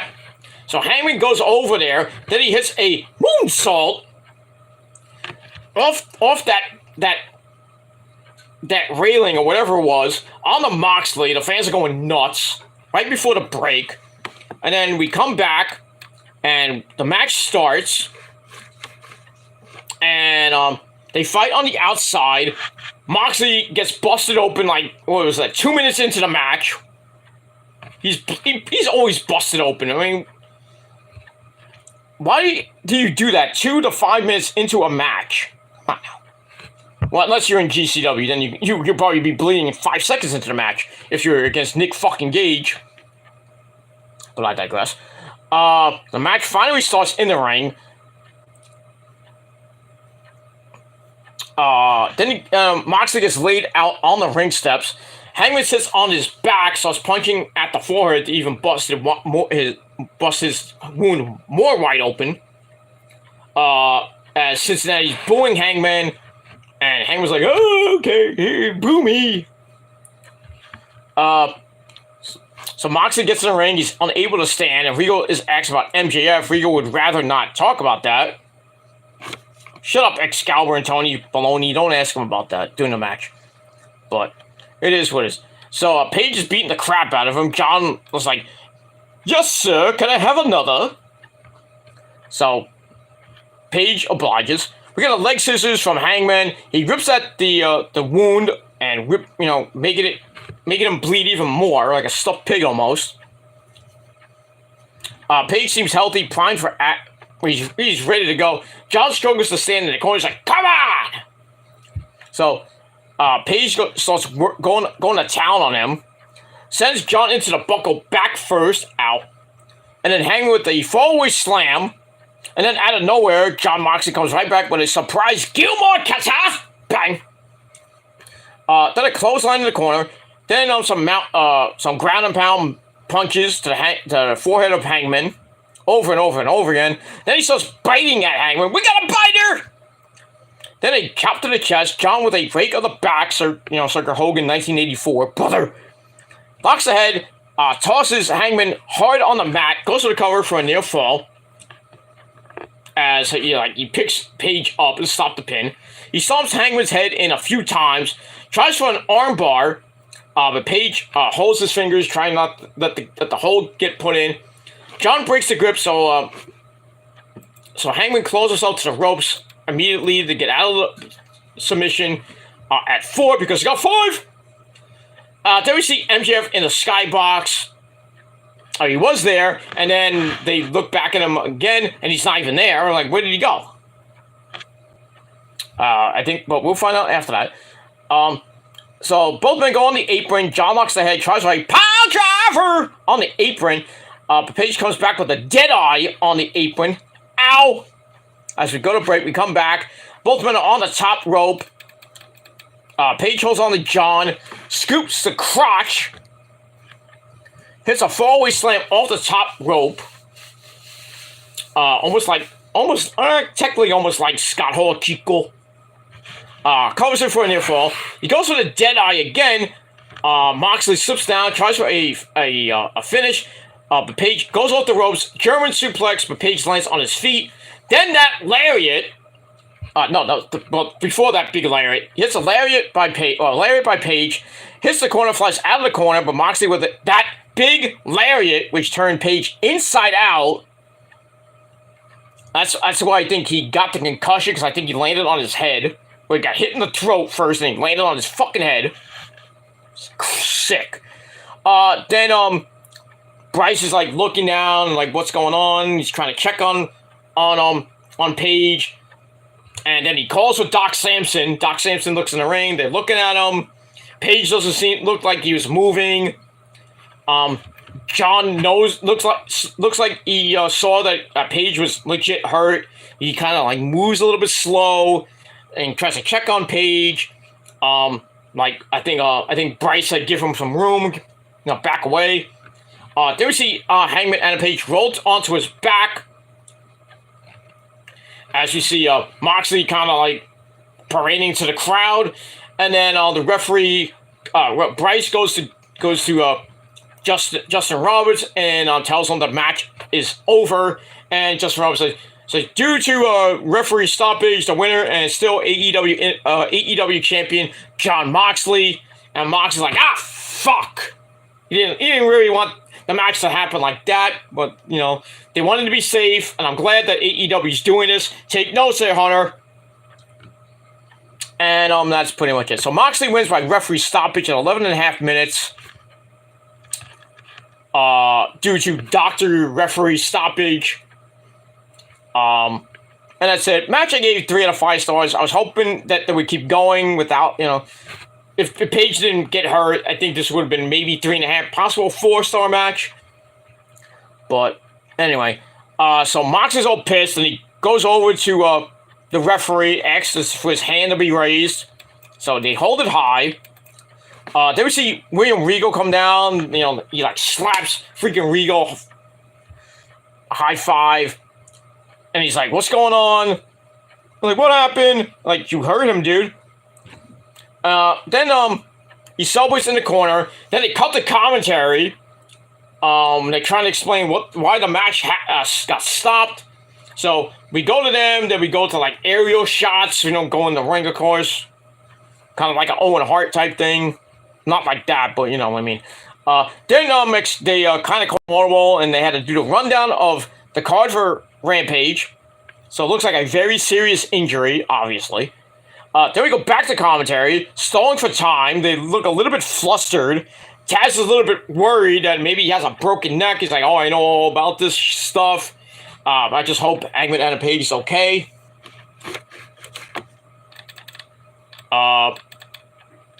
So they go to break. They come back. Moxley has the mic. He's like, I hope and pray that Hangman recovers and can come perform for all of us at 100%. He says this is a dangerous sport. Sport! This wrestling is a sport. It's a very dangerous game to play, to risk it all. You gotta put it all on the line to play the game. Well, be in this sport. Since we're live on TV, we have some time left. It was like basically 4 or 5 minutes. So something was gonna happen. I thought somebody knew it was gonna come out. And I was like, oh, well, MJF disappears. So I'm like, oh, yeah, MJF's going to come out, maybe cash in. And then he was going to win the title in like 4 or 5 minutes. But, so basically, I just watched someone talk a lot of shit. The bleeping, sort of they bleep some stuff. And then they actually let them say shit. Blah, blah, blah. He's like, I usually let these things go, but like I said, we still got time. So he says, MJF, you want to cash in your chip? Come on out right now and prove that you're the better man. All that. So MJF comes right out, marches right to the ring with I think it was Paul Turner. They get in the ring, and now so MJF's gonna. Was about to cash in. He removes his shirt very slowly. Got 3 minutes left. Jon Moxley then flips MJF off. Then MJF grabs Chip, goes out of the ring, and Regal's outside the ring, hands it over to Regal. Then he runs right up the ramp, grabs a mic, and basically starts yelling at Regal again. It's like, so you talk about cutting corners or being a man. These people know that I'm the man. I'm going to cash in, but I'm not going to do it when Moxley's at 50%. I want you at 110%. So when I beat you, there'll be no excuses. I want to beat you clean in the middle of that ring, and then there'll be no question that I am better than you, and you know it. So I'm not going to cash in now. I'm going to cash in at Full Gear, which I already said that was going to probably happen. So he talks directly to Regal, and he says, for the first time in my miserable life, I'm going to earn it. Like he went to Siemens. I earn it. The American Express card.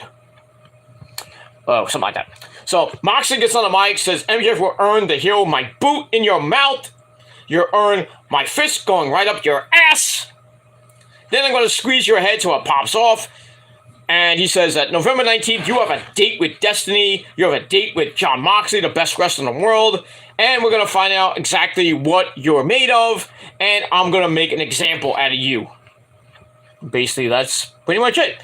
So there's your hype going into, well, the start of the hype going into Full Gear. And that's your first official match for Full Gear. So Moxley, MJF for the AEW title. And I pray to the Lord that MJF wins the belt. And he holds it for at least a year. I would let him hold it from Full Gear until next year's Full Gear. Because somebody's going to beat him. It might be Punk. It might be Adam Cole. I don't know who's going to beat him.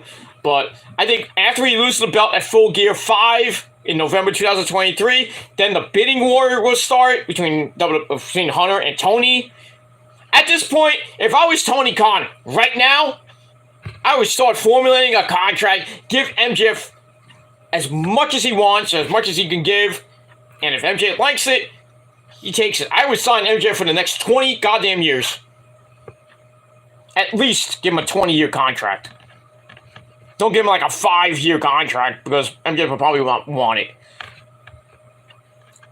But this could be the end of 2020, the end of fall, going into the, good to have a nice, hopefully year-long run by MJF. But if he doesn't win at Full Gear, he probably wins right before the end of the year. Maybe they have a rematch, probably like at the Thanksgiving show, or maybe at Winter is Coming 3 or 4 in December. On December the, when is that? December the 14th? Oh, no. Yeah, the 14th, because the week after that's is Holiday Bash, and then after that is New Year's Smash. So we'll see what happens with that. If MJF doesn't win at Full Gear, probably by the end of the year. I really don't see them. Maybe a Battle of the Belts 5 in between that, maybe, or after Full Gear, whenever Battle of the Belts 5 will be. But I don't think they're going to stretch it all the way out till next February or whenever Revolution 4 begins. But we'll see what happens with that. But still, match I gave 3 out of 4 stars. The Aftermath I gave 3.5. And that ends Dynamite with all chaos going on, But like I said, my thoughts and prayers go out to Hangman Adam Page. Hopefully he comes back from this concussion. I hope it's not a really bad concussion like Adam Cole has, I should say. And he comes back in about a month or two. I don't think he'll be cleared for all out Full Gear, because Full Gear is let's see, 3-4 weeks away.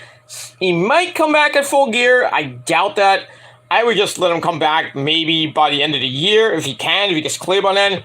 If not, definitely coming back in 2023 sometime, depending on the severity of the injury and how he recovers and everything. And he can get cleared by the doctors right away. But we'll see what happens with that. So all in all, Dynamite was pretty damn good, and I gave it 8 out of 10 stars. And that's pretty much it. Alright, let's get to the chat. Because we still have people in the... Well, we still have real guys rallying the chat. Okay, where do we leave off? Yeah, talk about Hikaru Shida. This is her moment. Has matches on Dark versus Jobbers and loses title crap. Yeah. But there was no way that Shida was going to get the belt back from Toni Storm. Or get the belt from Toni Storm. I think Tony's going to hold it until whenever Thunder Rosa's back. Whenever, I don't even know when that's going to be. Could be next year, most likely. So she's going to have a nice long run with that belt. So, Thunder Rosa can recover from her back injury. She gets cleared. Maybe at Revolution. Maybe by Double or Nothing. I don't know. But we'll see what happens with that. But in reality, I would think if Thunder Rosa is going to come back in the next at least 2 to 3 months, drop the interim name on Toni Storm's title and just call it the interim, not even call it the interim title. Call it the actual AEW Women's World Championship. And then if, by the grace of God, Thunder Rosa comes back by Double or Nothing, then you have a title for title unification match. Kind of like what happened at Full Gear. Then you have something like that. Yep, like a Punk versus Moxley thing with both belts, and then you kind of unify the belt with one belt. Just don't have like Toni Storm or whoever Thunder Rosa win, and she holds 2 belts, and then you see 2 belts on the freaking TV. What was it? What are we? The Usos and Roman Reigns? What are the Bloodline? Throw your ones up, because like the prophecy read ones. But I digress. So we'll see what happens with that. Apparently Taz took his shades off tonight to see if Hangman was... Yeah, I did see that. I've seen it. Yeah, Taz has shown his eyes before on Dark a couple of times. He's done it during the Ruthless Aggression era. He's even done it on Impact at times. We know what he looks like. Doesn't have to wear his shades all the time on commentary. But, yeah, I think because he was so far away, and he was like, he had to look at the monitors, and then behind the monitors, because I think they were blocking his thing, so he had to take them off, like, oh! So we had that. And we move on. How good was that MJF Regal promo? So good. William Regal has always been good at promos and talking. Yes. Regal was always good on promos, even back in WCW, when there was Sir William Regal. And then his stuff in WWE when it was general manager at the time, that was funny stuff. Then when it was King Regal, he had some good promos. And then especially in NXT, he was like God there. War Games! Pretty much. And really, this promo, I think, is Regal's best promo so far in AEW. I think it's the only good promo in AEW. I don't think he's ever... Well, actually, he did, when he was talking to Tony Schiavone about, his past and everything. When he kind of first came into AEW, before the Blackpool Combat Club was even created. That was a good promo. This one, even better than that one. And MJF just dropped it. I mean... His promos are so fucking good. For a guy that's 26. But if you haven't seen him in the indies, when he was cutting promos, not as great as these, but decent. This one, and the ones that he did with Punk, fabulous. He was dropping nukes. Not pipe bombs, nukes. And this one was another nuke, and it was... perfect. Absolutely, undisputedly perfect. Amazing. Loved it. I hope if there's another one coming up, I don't think it'll eclipse this one. I don't think anything that he does in the next 10 years can eclipse that one. But then, we'll see in the next 10 years. But I digress. All right, final comment, then we're going to go right into NXT, and then we're going to bed. All right, Renee Paquette and Caleb Braxton are the best interviews in all of wrestling. Renee is great. Renee's good. I'm not saying she's great. I still think Charlie Caruso is way better. Way better. Not Mean Gene level, but as a female interviewer, she's number one. I think Kayla's number two. Renee is definitely Renee and Kayla will probably be 2 and 3. But of all time interviewers, I'm talking about male and female. You got to go with Mean Gene. Mean, woo, by God, Gene. That's basically it. I mean, you might have your own opinion of best interviewer of all time, but I've been a wrestling fan for 40 years, and I've seen my share of interviewers, besides Michael Cole back in the day, even though it wasn't that great. Kevin Kelly wasn't even that good, not even on commentary. But in Ring of Honor, yes. New Japan, I still think Don Callis is way better on commentary than Kevin Kelly ever was. Now Kevin Kelly's with 2 other guys. I have no idea who they are, and I don't give 2 shits. I can do way better commentary than them in Japan. Just Mr. Obari doesn't want to give me the goddamn call, Yes, we have the Japanese chicks from Stardom, but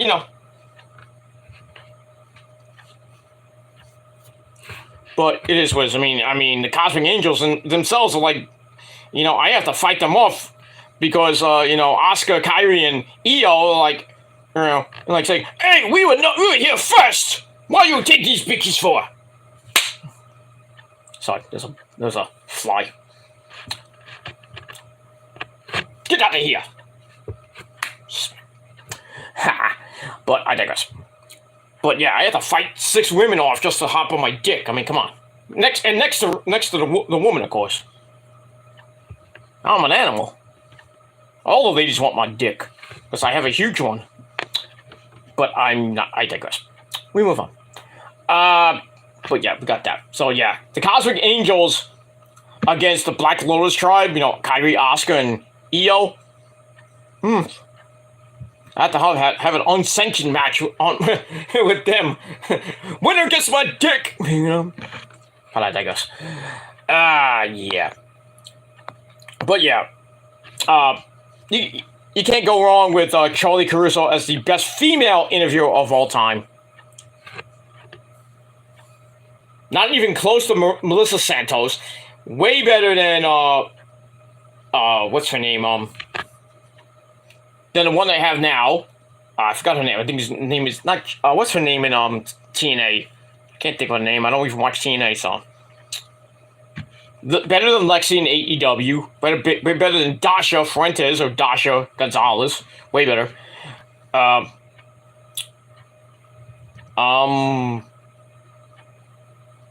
Lillian Garcia even too. She did interviews at the time. Lillian, do you like pie? I would. Stop looking! You freak! Good old Rock back in the Ruthless Aggression days. But yeah, all-time favorite female interviewer is freaking Charlie Caruso. And that's that right there. Alright, I'm gonna take a soda break. And as always, our sponsor, as always, Pepsi. Because as always, when you drink Pepsi, guys, you make those girls wet in their panties, and when you fuck them in the ass, you make them go, oh shit! Not like when you drink Coke, you go, oh shit! It's true, and it's a goddamn fact. And also our sponsors for the night, the Men's Warehouse. As always, when you go to the Men's Warehouse, tell them Peter Gilman sent you, because you're gonna like the way you look. I can probably guarantee that. Most of you people, not you insignificant losers, probably don't have enough money to get anything from the Men's Warehouse. I do. I just won't show it off. But I do have some good stuff from the Men's Warehouse. But I digress. And also, our sponsor, Blue Chew. For men that can't get it up. And you know who you are. Not me, because I get it up every single night. For all the ladies, especially, you know who. But I digress. And that's it. I don't beat my woman. I beat my woman with my dick. So, it is what it is. Alright, so that's Dynamite. Like I said, 8 solid fucking 8 out of 10. And that's it. Alright, hopefully we can get to... Take that off for a second. Take that off. Okay, I'm going to try to get to NXT if my computer would go. There you go. I knew you can do it. Alright, so we're going to quickly go through the results of NXT. And here we go. So we're from the Capitol Wrestling Center in Nickelodeon Studios in Orlando, Florida. And as always, our commentary team at Idiot with the Sweater, Vic Joseph, and the two-time Hall of Famer, the six-time World Heavyweight Champion himself, the man who's coming for Hogan. We going for you, Hogan. The man himself, Booker T, sucker, or his alter ego, Black Snow. But we'll move on. Alright, so we start off the show, the Black and Gold NXT, not the 2.0 shit, even though they have the stupid theme. Why do they still have down south slang? Why? Can we get a new theme there, Shawn Michaels? Please, can we bring back Slipknot? But I digress. Alright, so we start off NXT with the Judgment Day making their, well, some of them making their return to NXT. Damian Priest, Finn Balor, and Rhea Ripley. And making his, well, he was kind of there, so making his return, Dominic Guerrero, not Mysterio, because we all know that Dominic is Eddie Guerrero ese Latino. Look at my son, he's on NXT again. He's one of my own. Pero, if you don't like him, you're a pendejo gringo. Ese. Okay. Anyway. Alright, so they come out, and Rhea Ripley starts us off with our first match of the night. The first Pick Your Poison match. As she takes on Roxy, or Roxanne Perez. And it was an okay match, but as much as I love Roxy and everything, 21, 22-year-old Roxy, but yeah, it was a back and forth match. You know, Roxy held her own against a bigger, way bigger, Rhea Ripley. We get a Rhea's gonna kill you chant. Then he went back and forth through most of the match. Like I said, Roxy held her own. She hits a jawbreaker at one point. Almost a 13 goddamn minute match. I thought that was going to be way shorter, but it is what it is. We're getting to the end, and Roxy was performing to Rhea. Dropkick sends Rhea to the corner. Roxy charges in, but gets caught. Gets picked up and slammed face first into the mat. Ow. Rhea goes for a near fall. Goes for a riptide. Roxy slides out of it. Then she hits, she goes for pop rocks, but Rhea escaped. Roxy then gets distracted by Dominic. And she turns around right into, she gets nailed by Rhea. Then she picks up Roxy, hits Riptide, 1, 2, 3, gets the win. And just under 13 minutes. Match is alright, 2.5 out of 5 stars. And that's pretty much it.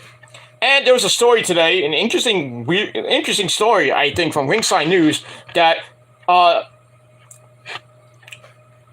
some people internally in the WWE and in the shithole IWC, they're kind of pitching a romantic angle or a storyline with Dominic and Rhea Ripley.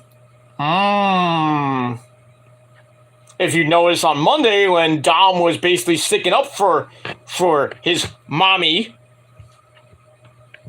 but it looks like that, like Dom and Rhea are gonna have like not a sexual relationship or a storyline relationship, but a loving relationship type angle. Interesting. What do you think about that, Eddie? I don't know. I don't. Why is he having a relationship with his mommy? I don't understand that. That's kind of freaky, to say. You know, I want to do that with China. but yeah, but you weren't like, you know, she was your mamacita, but not like mommy, you know what I mean?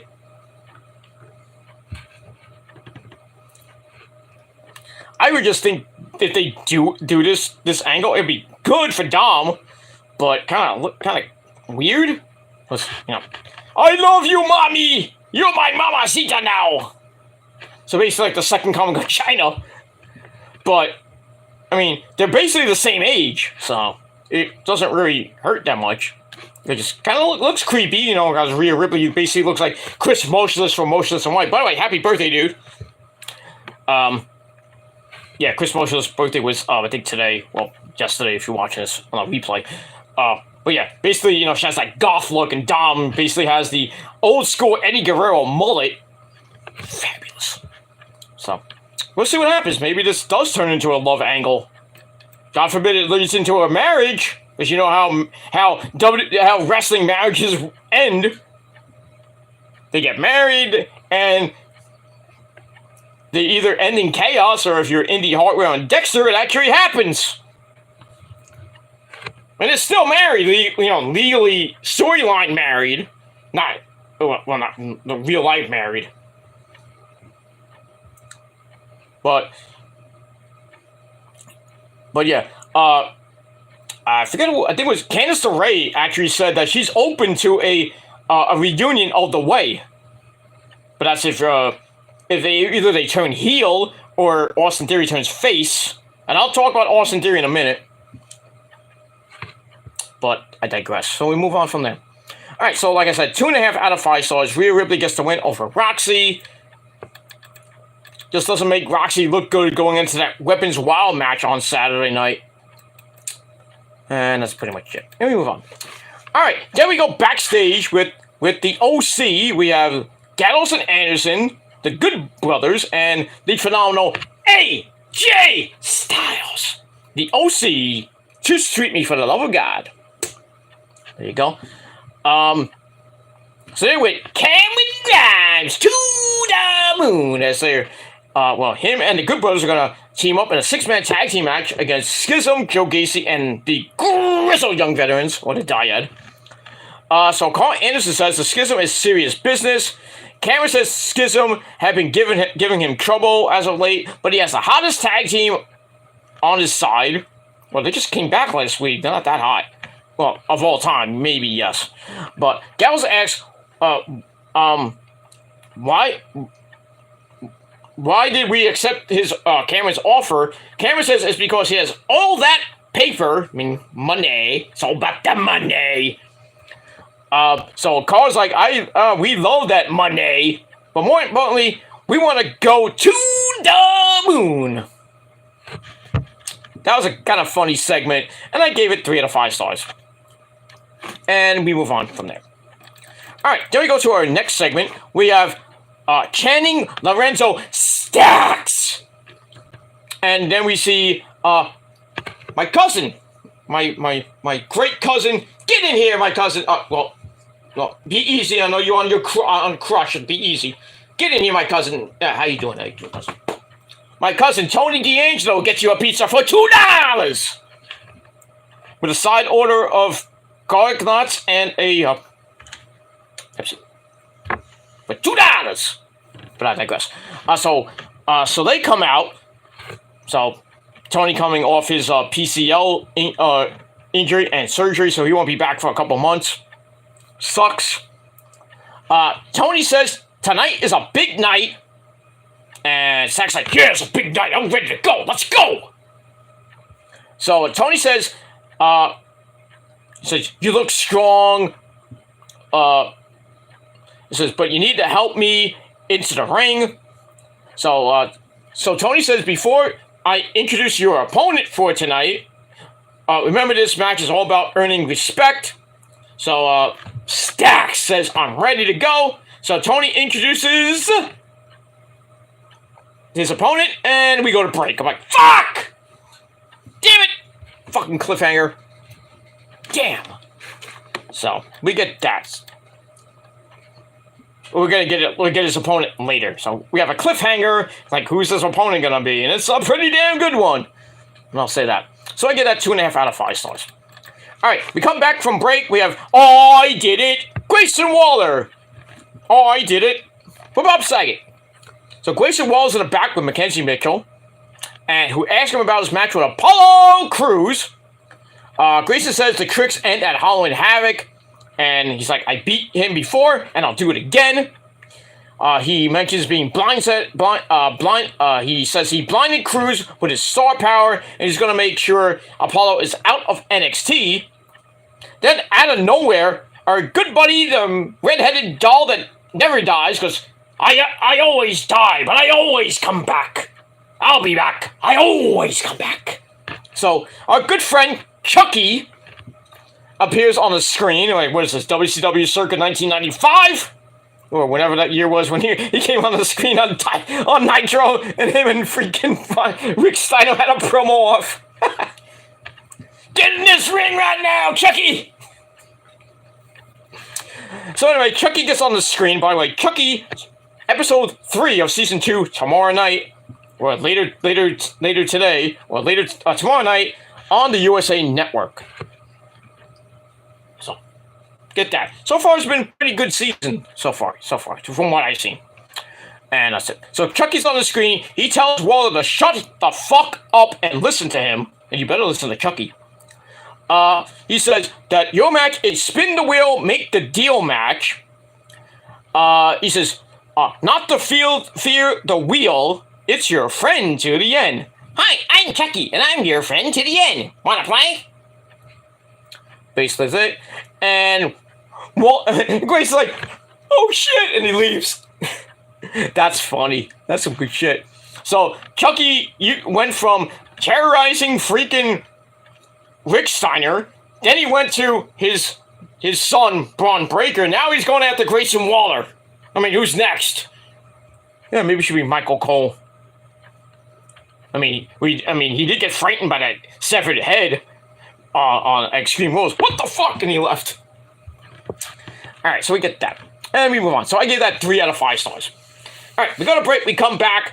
Tony D'Angelo well, I guess he was still in the ring doing that whole Chucky promo, and Grayson Waller and Mackenzie Mitchell. They're still in the ring with Stacks, and he's ready to announce his opponent for tonight, and that man is former Intercontinental Champion, former Tag Team Champion, former United States Champion, former IWGP Intercontinental Champion, former IWGP Heavyweight Champion, the man himself from Osaka, Japan. Somebody cue his music. Well, I can't cue it because I get copyrighted, but I'm gonna go, it's Shinsuke Nakamura! I marked out Shinsuke! Back in NXT, the king of NXT. So he comes back, comes out with his epic fucking theme music. Well, mine's Rick Boogs, of course, because he's coming back. I don't know when, probably at the Royal Rumble. Hopefully he doesn't turn heel, just for Pat McAfee's sake. So he comes out with his theme. The fans go nuts. They start singing his theme through the entire fucking match. Great shit. Good shit, man. Match itself was a long match. I thought it was going to be a really quick match, but not that quick. It was almost 5.5 minutes. They went back and forth. Give the Channing Lorenzo Stacks some credit. Didn't take Shinsuke to his limit, but in any event, getting to the end, and Stacks fights out of a 1925 sleeper hold, goes for a clothesline. Nakamura flips through it into the Fujiwara armbar. Stacks then escapes. It's a big-time spinning elbow. Comes off the ropes, but misses a shot, I guess, to the face. Nakamura takes him out, kicks him through the ropes to the floor. Then he slides out, looks at Tony D. He's like, well, we're going to have sushi or we're going to have a pizza, you know? We get that. So he gets a look at Tony. He rolls Stacks in, and he falls. Stacks says, just bring it. And she's like, okay. Me hit Sasha need to face. So he's like, kid, Sasha. 1, 2, 3, Shinsuke Nakamura gets the win. And just under 5.5 minutes. Match itself was okay. 2.5 out of 5 stars. For that, great to see Shinsuke back in NXT. Fans just loved it. And Sean's... for most of the show, it was starting to look good. You know, we brought back Rhea Ripley and Damian Priest, Finn Balor. He doesn't really bring back, he brings back AJ, who was there before during the Grayson Waller period.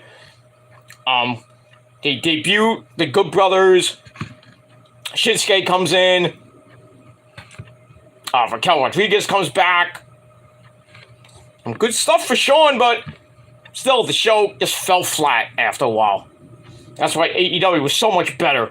Right after, as soon as MJF and Regal did that promo, I looked back at NXT, I was like, and everything else after that, I was like, I could care less what happened next. Because MJF and Regal just told Shauna, yeah, you ain't gonna beat us tonight, dude. Not even close. But that's that. Alright, like I said, 2.5 out of 5 stars. After the match, Tony says Stacks show guts. He didn't know that he had. And I'm proud of you, dude. Then we're going to go out of town and have a chicken parmy shot hero. For $2. But we move on. So good match. You know, Lorenzo showed heart. Like a good Italian should. But in the end, he lost. But gave him a good fight. And that's pretty much it. And we'll move on. See what happens with Tony D and Stacks as we move on. All right. Then we go to the back. We have Nathan Frazier and A-Kid, Axiom, talking about their last match in their best of 3 series last week, which Nathan Frazier won. He will go on to that fatal 5-way match for the North American title in a ladder match. So A-Kid says they brought the best out of each other, and basically A-Kid says that he's going to cheer Nathan on in the match. So there you go. Mutual respect for that match. So good, pretty good. So I gave that 2.5 out of 5 stars. All right, after that we get Robbie E. Robert Stone and Von Wagner. They come in, and Von says, "Too bad you don't get titles for being internet darlings." And their matches will mean nothing because no one is stopping him from winning the North American title or the world title. So I guess just hyping himself up. And that's it. So I gave that 2.5 out of 5 stars. 2.5 out of 5 stars. And it is what it is. Alright, then we go back to the ring with our next match. Alba Fire, or Kaylee Ray, taking on Sonya Deville. Oh, I think just came up, shows up with Toxic Attraction, JC Jane, and Gigi Dolan looking fucking hot. Nice pieces of ash. And it is what it is. Was an okay match. Nothing great. But in the end, Kaylee Ray goes up top, so I'm not going to call it Alba Fire. They should really change her name back to Kaylee Ray. I'm just saying. So Kaylee Ray goes up top. Drops down to take out Toxic Attraction as they try to get involved. She goes for the KLR bomb on GC Jane. Gigi then makes the save, but that didn't really help because Alba Fire somehow manages to roll up Sonya Deville. 1, 2, 3, she gets the win. So, little quickie match, little over 2-minute match. So she went to the bathroom, wanted to go to the bathroom, you can do it, and then came back, the match was over. And that's it. So, match itself was okay. I gave it 2.25 out of 5 stars. After the match, all 3 women beat the crap out of Kaylee Ray. And then out comes Mandy, who came back with, no, not her brunette hair this time. She comes back with her blonde hair. And God, holy shit, she looked good. Oh! God damn, who's banging her? Tino Sabatelli, or whatever his name is. I think it's Tino Sabatelli who banging that hot sweet piece of ace, you fucking bastard. He's Italian too, so I don't have to yell at him that much. Because he's a lover. That's what Stallions do. We are lovers. We do it better every single night. But I digress. So Mandy comes out with her blonde hair. She's back with her blonde hair. Like, didn't we see this like 3 years ago? So she comes out looking hot. She tells Kaylee Ray, "You made the wrong decision by abducting me about, what was it, like 2 weeks ago." She says that she's fighting fire with fire at Halloween Havoc. Kaylee Ray gets free, but takes a bat to all three ladies except Mandy. Mandy then enters the ring, but gets hit in the throat with the bat. She escapes the ring, and then Kaylee Ray grabs the title and starts taunting Mandy. She's like, "I ain't gonna win this!" Possibly, because I think Mandy's going back to the main roster. Hopefully, she brings Toxic Attraction with her. But we'll see what happens with that. So her almost 1 year reign as champ will probably come to an end on Saturday night. I'm picking Kaylee Ray to win the belt. But then again, who knows? And that's it. Then we move on. Alright, then we have the Weed Man himself. No, not Matt Riddle. The other Weed Man with a humongously big mushroom for hair. Cut your hair, dude. Wesley thanks Oro Menza for helping him last week in that beat. He got a beat down, and Oro Menza came out with against Trick Williams and Carmelo Hayes. Oro says he's sick. He's kind of sick, and I think it was, I don't know what we said, but he's sick tagging with Lee. I don't know what that meant, but anyway, Carmelo Hayes and Trick Williams come in. They brawl. There's brawling in the back, spills out into the ramp, and then referees have to separate them. And then we get an impromptu tag team match after that. But I gave that segment 2.25 out of 5 stars. We get to the match. Match didn't even last that long. A little over 2.5 minutes. Menza knocks Trick Williams off the apron, attacks him in the ring. Carmelo hits the leaping lung blower, or the backstabber. Then he goes up top, hits the big rocker dropper. I forget what he calls that damn move. But comes off the top and hits Wesley right in the head, plants him right in the ring. 1, 2, 3, Carmelo Hayes and Trick Williams get the win. Very quick win, 2.5 minutes. And they gave the match 2.25 out of 5 stars. And once again, when Carmelo shoots, he don't miss. But I don't think he's going to win back the belt for the 3rd time. It's going to be a hellacious match, lots of spots. If I had to pick anybody to win that match, I hope it's not Von Wagner, because I don't really want him with the belt. I would probably give it to Wesley or Nathan Frazier. I don't think they're going to give it to Oro Menza. But I'd rather give it to probably Wesley or Nathan Frazier and see what happens with that. But we'll see what happens with that. Alright, so like I said, 2.25 out of 5 stars. After the match, Melo and Trick attack Oro, but he fights back. Wesley comes back after basically getting his clock cleaned. He joins in. They leap on the Trick on the outside, but Melo leaps on top of them. And then Von Wagner comes out, takes out Melo, but Nathan Frazier is on top, leaps on the Von, and then big clusterfuck happens after that. So, basically, let me see. 1, 2, 3... Yeah, all 5 men beat the crap out of each other at the end of the match, so hype up that North American title ladder match, which kind of gives Von Wagner the advantage because he's big, 6 foot tall. But, I doubt he's going to win. I really doubt it. But there's probably going to be a lot of hellacious spots in that match come Saturday night. And we move on from there. Alright, after that, we go to Joe Gacy and the Dyad. They say Cameron Grimes has been running away from their open eyes and ran into the arms of the club. Gacy says Cameron is an example of the hypocrisy, and the OC are formidable, but their terror Grimes down regardless. So you get that. And I think we saw the red-hooded woman, or kid, or whatever it is. I have no idea who this person is. I really don't. It might be Nikki Ashall, but I highly doubt that. But you never know.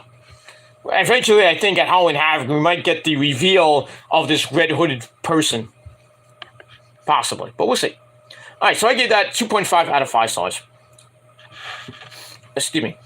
All right, then we go to the back. We have Mackenzie Mitchell with the NXT World Heavyweight Champion, Braun Breaker. He says that Ilya Dragunov started everything last week, and he finished it, and will do it again if he has to later tonight for the Kevin Owens show with him, with Kevin, Braun, Ilya, and JD McDonough to hype up the title match at Halloween Havoc. So he puts over the Kevin Owens show saying, I've always watched this show. I bet you have. And that's pretty much it. And yeah, great to see Kevin Owens back in NXT. Great to see him. Good stuff. So yeah, HBK was trying to pull out all the stops to beat AEW tonight. No. You could, even if you had like Roman Reigns there, I highly doubt, and maybe if you had Roman there, maybe you could have beat AEW tonight, but Roman doesn't do NXT. He doesn't do Tuesdays. Come on! You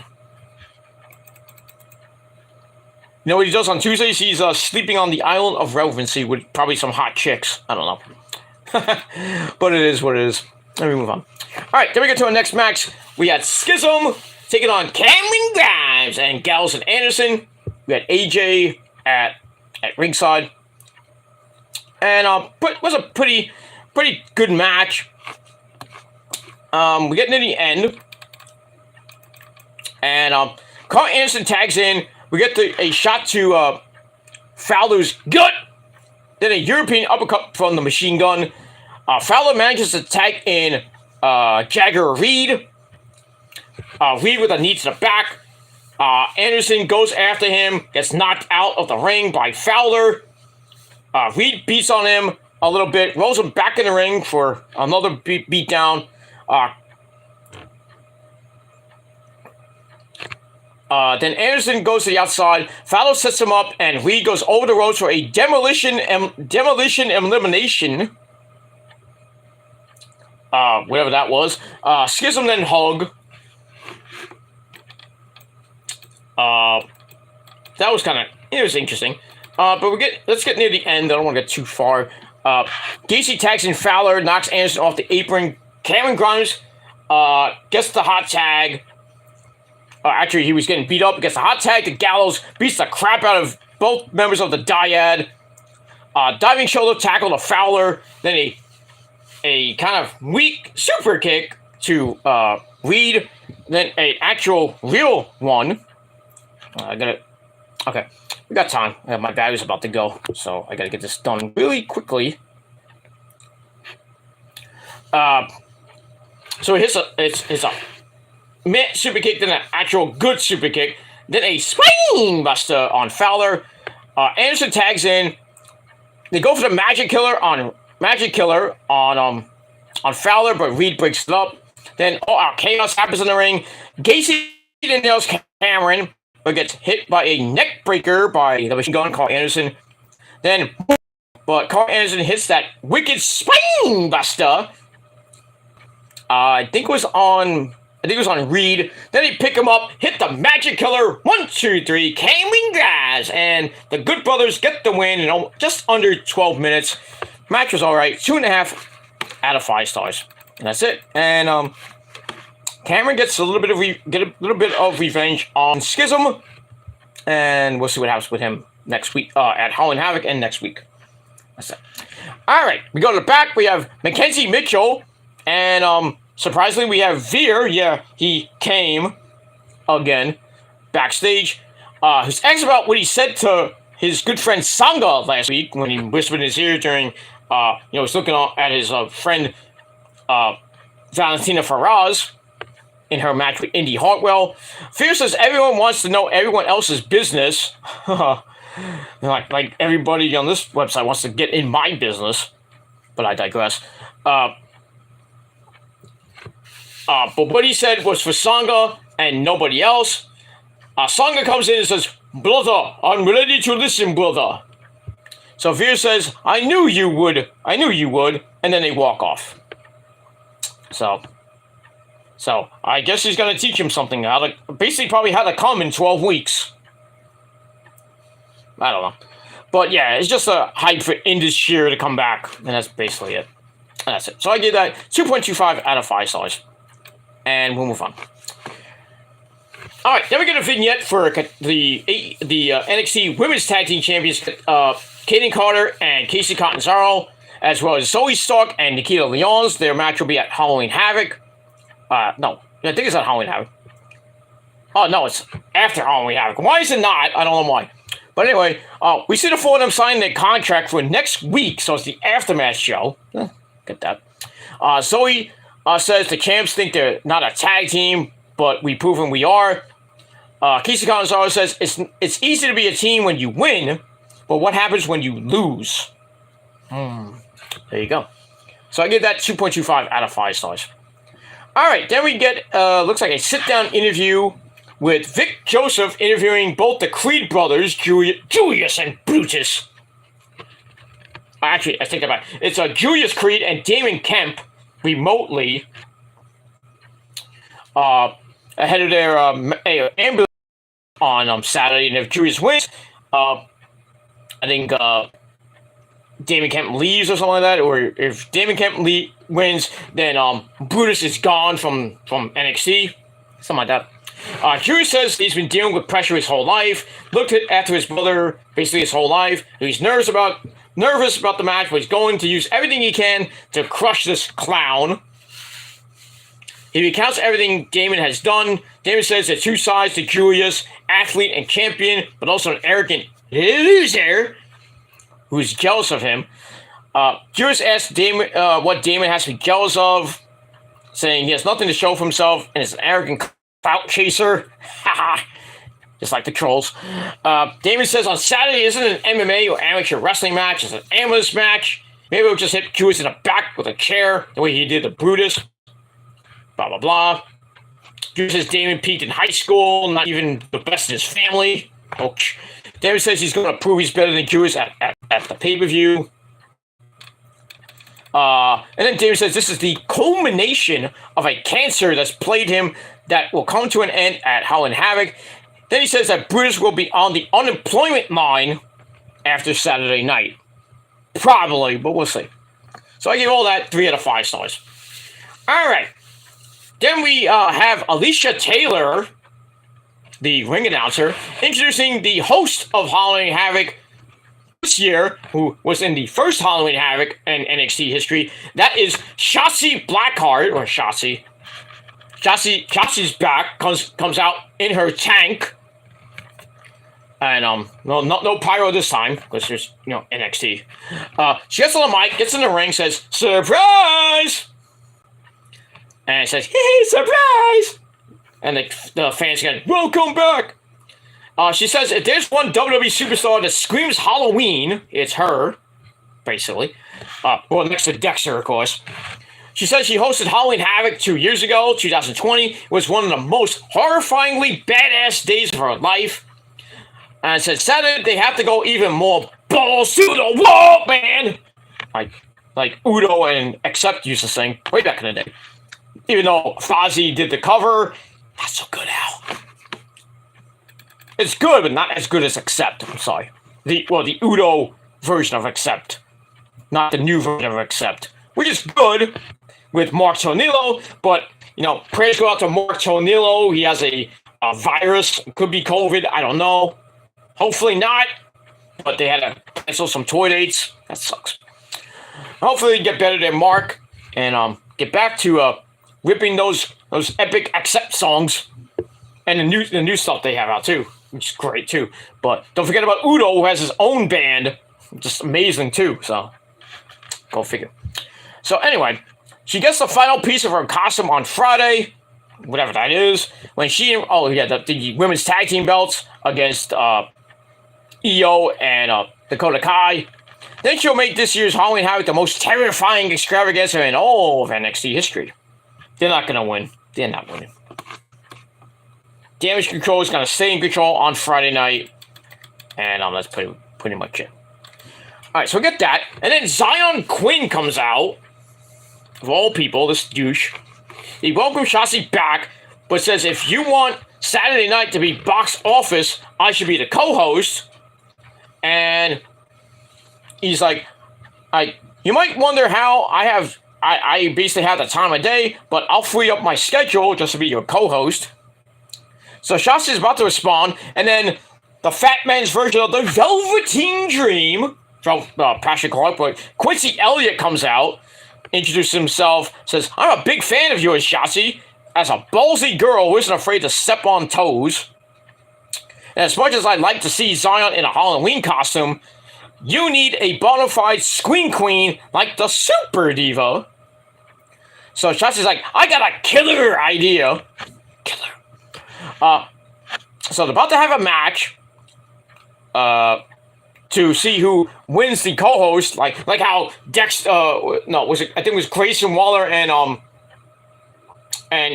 Eli had that match. I think it was a year ago, and both were co-hosts. That was kind of dumb, but I digress. So Elliot sends Zion Quinn out the ring as we go to break. Then we have this ridiculously stupid match, but I gave that segment 2.25 out of 5 stars. We get to this ridiculously stupid match that lasted, thankfully, under 3 minutes. Quincy wins with the ever popular Yokozuna Banzai drop. 1, 2, 3. So Quincy Elliott gets the win, and him and Shotzi will be your co-host for Halloween Havoc on Saturday. I really just went with Shotzi. I don't want to see the fat man's version of the Velveteen Dream. Please, get him out. Get him out. Change his gimmick. I don't care. Somehow get him released. I don't want to see him on my TV screen. He's boring. He's just doing the same fucking gimmick as the Velveteen Dream, but he's like 100, maybe 200 pounds heavier than Patrick Clark was. Stupid gimmick. Alright, so I gave that match 2 out of 5 stars. Horrible. Alright, after that, we go. It's time for Chase U! And we see Thea Hale is all upset that Kiana James beat her last week because she turned her back on her after, all that shit that happened last week. But Bodie Hayward says Chase will get her another rematch. Thea gets her goes into rabid wombat mode. Not like beast mode or Bree mode. But Chase tells her to calm down. Too much caffeine. And gives her a lesson on Halloween Havoc's history through WCW, nice, and NXT. His favorite match is Halloween Havoc 96, Ray versus Eddie. That was a great match. And remember Ray's look that night? That was great. That purple, weird purple gear. You remember that, Eddie, right? Oh, I remember that, but that was a stupid match. I don't want to talk about it yesterday because that piece of crap and Dale beat me. I know. Can't win them all, Eddie. I beat him before, after that, though. I know you did. But anyway, he says there's good, that match. Then he mentions the Yeti and the Chamber of Horrors match. What year was that? Well, the Yeti was 90... I forget. I think it was on that same year, I think. But yeah, comes out, he mentions the Yeti! Remember with the Yeti and Giant Gonzalez beating the crap out of Hogan?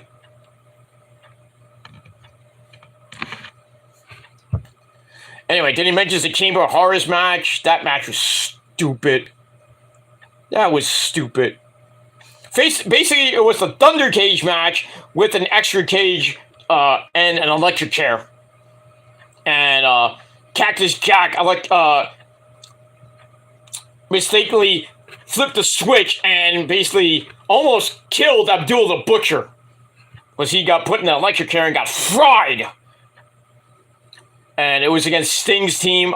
With the Steiner brothers, Scott Hall, the Diamond Stud was in that match. Just a lot of legendary, well, not too legendary people in that match. But I didn't really like that match, and thankfully we never saw one ever again. But yeah, that was bad. Their homework is to watch the show. And then Chucky comes back and interrupts again. Hi, I'm Chucky.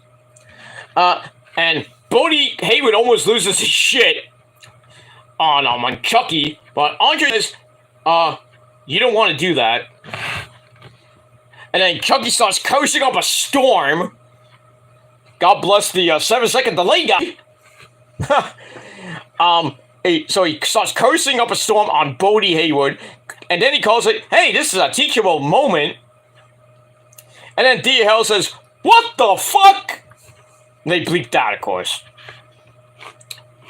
So it was kind of a cheesy, fun segment, and I gave that 2.5 out of 5 stars, and that's pretty much it. Alright, after that, we get the Yes Boys! Ooh. They welcome Idris and Nofe and Malik Blade, the two jobbers, to their first ever contract signing, but discount their chances of even winning. They're not winning. That is next week on the program. I don't know why they don't have some of these matches on Halloween Havoc. We have the world title match. We have the women's title match. That's 2. Grayson Waller versus Apollo in a spin the wheel match. Corey Jade versus Roxy in a Weapons Wild match. And then we have the North American title match. 5 matches. But it's usually basically NXT TakeOver Halloween Havoc. Basically, it's a takeover. So the good matches that should have been on that show are going to be pushed to next week. So it's basically like would have been the pre-show, but we don't have pre-shows anymore on premium live events. But it is what it is. So they discount their chances of winning, and then Malik Blade and Nofe say we're winning the belts next week. No, you're not. If they win, God forbid, I'm going to flip tables. I don't want these jobbers to win the titles. I'd rather have the freaking Yes Boys hold the title for like at least another 4 or 5 months. Don't lose to a bunch of jobbers, please. But I digress. Alright, so next week we got that match and the women's tag team title match between Casey Catanzaro and Kaden Carter against Zoe Stark and Nikita Lyons. I think the women's tag team titles are going to be they're going to change, but not the men's tag team titles. But that's pretty much it. All right. Is this the end? No, we got more. We got more. We're going another, hopefully another 15-20 minutes. Hopefully. All right. So then we get to the second Pick Your Poison match. Raquel Rodriguez takes on Cora Jade. Nothing great. Another under 3-minute match. Kind of went back and forth. In the end, Cora Jade surprisingly gets the win. After Raquel grabs Cora, but backs off when Cora grabs her pipe. She swings the pipe, Raquel catches it, and hits Cora with it. I think she hit her in the stomach or the back, and the referee saw it, and he's like, no, no, no! DQ. So Cora Jade gets the win. She gets the momentum going into the match instead of Roxy. So it was an okay match, 2.25 out of 5 stars. After the match, Roxy comes out, attacks Cora Jade, gets her in the ring, hits a super kick. Then Raquel hands her the pipe, and she's about to hit her with a pipe, and Cora Jade starts basically leaves her and goes, ah! And basically that's it. So we'll see what happens at Halloween Havoc. I'm probably gonna pick Roxy to win, but I'll do my predictions Thursday night on TGC number, I believe it's number 37 or 38. So check that out Thursday evening, Thursday night on the Shadow Slayer channel. And that's pretty much it. And we'll move on. Alright, then we get a rundown of the card by Vic Joseph and Mr. Booker T. Saga. We get that. Then it's time for the Kevin Owens Show with the man himself, Kevin Owens. Who comes out in a very nice Dusty Rhodes Bacon Dream, baby. I love the bacon, baby. Nice touch there, Kev. He hugs Booker T. Gets in the ring. We go to break. We come back. Before we get to the official part of the show, we have Javi. Who the hell is Javi? Oh, Javier Bernal. He's playing poker backstage, I guess by himself. I don't know with who. I guess with Jensen. Jensen. Yeah, Briggs and Jensen. Jensen's all excited about the Kevin Owens show. He talks with Josh Briggs and Fallon, don't call me Don Henley, and Indy Hartwell about the drinking game. And then we haven't seen this guy in a while. Ikemen Jiro used to be one half of Jackasan with Kushida, who now Kushida's back in Japan. So he comes up, and someone does a handstand walkthrough, and they're like, "Ooh, look at this guy." What? The fuck segment was this? Well, what was that? What was that? Excuse me, is this, basic? Now, why would we use something so primitive as basic? You never watched Golden Boy? The anime? Then you don't know that reference. But maybe you should watch it, because it's so funny. She touched me! Good stuff, good stuff. Not as great as Dragon Ball Z, but, you know, or Inuyasha, or even, any other anime. But I digress. Alright, so we get that. So I gave that a dud right away. It was just horrible. Alright, then we go. We see Braun Breaker come out to the ring. Gets to the ring where JD McDonough and Ilya Dragunov are. So we have all 4 men in the ring sitting down. Owens and Braun Breaker shake hands. Braun poses with the belt. Then he takes a seat. Alright, so we start off the show with Kevin. Welcome to the show. He says he got a call from HBK asking to come and host the show with the 3 members for the NXT World title. And considering he's the reason KO became a wrestler, he's not going to tell HBK no. And he tells Shawn, "You're welcome. You're welcome!" He says his role is actually to keep the peace, make sure nothing happens before Havoc, or anybody reaches Havoc. Not Jessica Havoc, but Jessica. Doesn't like his odds, because it seems like someone in this ring has been stirring the pot, and that is the creepy weirdo himself, JD don't Google me, McDonald's. He's going off on, I don't even know what your name is. He's like, "Hey, what's your deal?" And JD says Kevin can call him whatever you want, because in 4 days, you're going to be calling me champ. He says he has been on his best behavior, and Ilya is the one who attacked Braun, while Braun speared Ilya. They can pound their chests about who's the toughest guy in NXT, but I'm coming for a different title. So Ilya says, I've always been aiming at you, JD, ever since NXT UK, when I ran you out of NXT, or you ran me out, whatever. And hitting Braun wasn't a mistake. He says, in that moment, not in this moment, the mighty in this moment, by the way. He says, in that moment, when he stood over Braun, he realized Braun was a human, and we saw a chink in the armor of a great warrior, and the bullet was meant for him, wasn't meant for him, but he'll feel it again at Halloween Havoc, and he'll get the title that he should have won at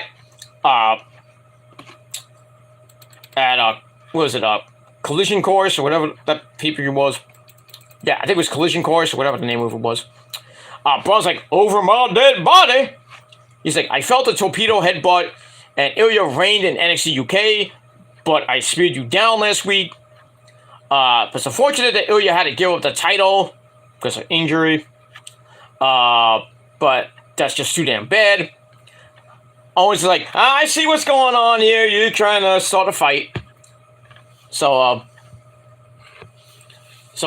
you guys are gonna fight, and JD's gonna come in and sneak to get the win." And Owens is like, "That can't happen because nobody wants to see JD McDonough with the title. Not him, not any other former champion. The fans, even JD McDonough's mom." Damn. And JD's like, "I don't need your approval, Kevin, or the fans. I don't need a friend or a dog," because Braun has a dog. Dog. He says Ilya may have ran him out of NXT UK, but he spent every second thinking of how to torture Ilya's soul. He's gonna swallow his soul. And he realizes it's seeing JD with the belt. Kevin says, "Who talks like that?" So Ilya says that JD is the leech sucking the life out of everything, and JD will always be a contender, but never a champ. Braun says, "I'm going to put your ass in the same category." Ilya says Braun lost the title in his last triple threat match. Yes, he did. So why doesn't Braun try to put him in that category right now? So teasing more of a fight. Braun and Ilya stare at each other. And then Kevin Owens says, Sean, buddy, I tried. So before you leave the ring, I'm going to get these chairs out of the ring. And he gets out of the ring and goes, okay, you fight. Get out of here. I'm out of here. So the fight is on. Braun and Ilya end up in a pull-apart brawl. JD watches smiling. Braun spears a security guy. And then Ilya hits a torpedo headbutt on Braun. Then headbutts JD McDonough for good measure. Then he holds up the title. And thought we're going to end the show with that. But, and there's always a but and it stinks. But then we hear the music of Austin freaking Theory, who comes back to NXT. Holding the Money in the Bank briefcase up in the air. I'm like, you can't cash in that. Where in the Money in the Bank contract did it ever say that a Money in the Bank winner can cash in on an NXT champion? I mean, it has happened before, but now so I kind of let me take that back because it happened with Charlotte Flair. Was it Charlotte or was it? I think it was. Wait. Yeah, it was Charlotte because she challenged Rhea Ripley for the NXT title and won.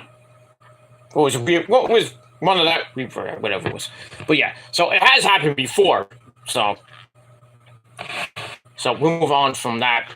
So Austin Theory teases that he might cash in the Money in the Bank briefcase, possibly at Halloween Havoc against whoever wins it. Really, I don't want to see Austin Theory even on Monday Night Raw with the NXT title. So I would think that he's maybe cashing in and then loses, what he originally was going to do if he cashed in on Roman. But I just don't want to see Austin Theory, of all people, win the NXT World title. That would be even worse than him winning the Money in the Bank a couple of months ago. And my epic rant that was.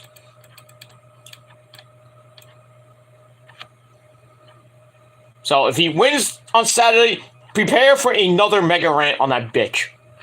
And that's pretty much it. Alright, so that ends NXT, and I gave that segment 3 out of 5 stars. But overall, NXT was mid. So I gave it 6.25 out of 10 stars. And that's pretty much it. Alright, so that's going to end my review. It's almost 4 o'clock in the morning. I'm going to get out of here. So that's pretty much it. So, thank you all for watching. I'm Peter Gilmore. I'm signing off. Check out my video about Ivan Moody retiring from Five Finger Death Punch after the next album. So check it out. Link down below in the gobbledygook. And don't forget to subscribe. Hit the bell. Share the video all over the internet. Follow me on social media. And subscribe to my channels. And smash that like button. Stick it straight up to you know what. That's it. So I'm out of here. Thanks for watching, everybody. Once again, NXT 6.25 out of 10 stars. AEW, way better, 8 out of 10 stars. But prayers once again to Hangman Adam Page. And hopefully he gets better in the next month or two. Comes back stronger than ever and do some more cowboy shit. And we'll see what happens with that. Alright, so that's it. No more wrestling till Friday. So I will be taking, definitely taking, I'll probably take tomorrow off unless there's something comes up tomorrow that's of importance. But if not, I will probably be taking the day off.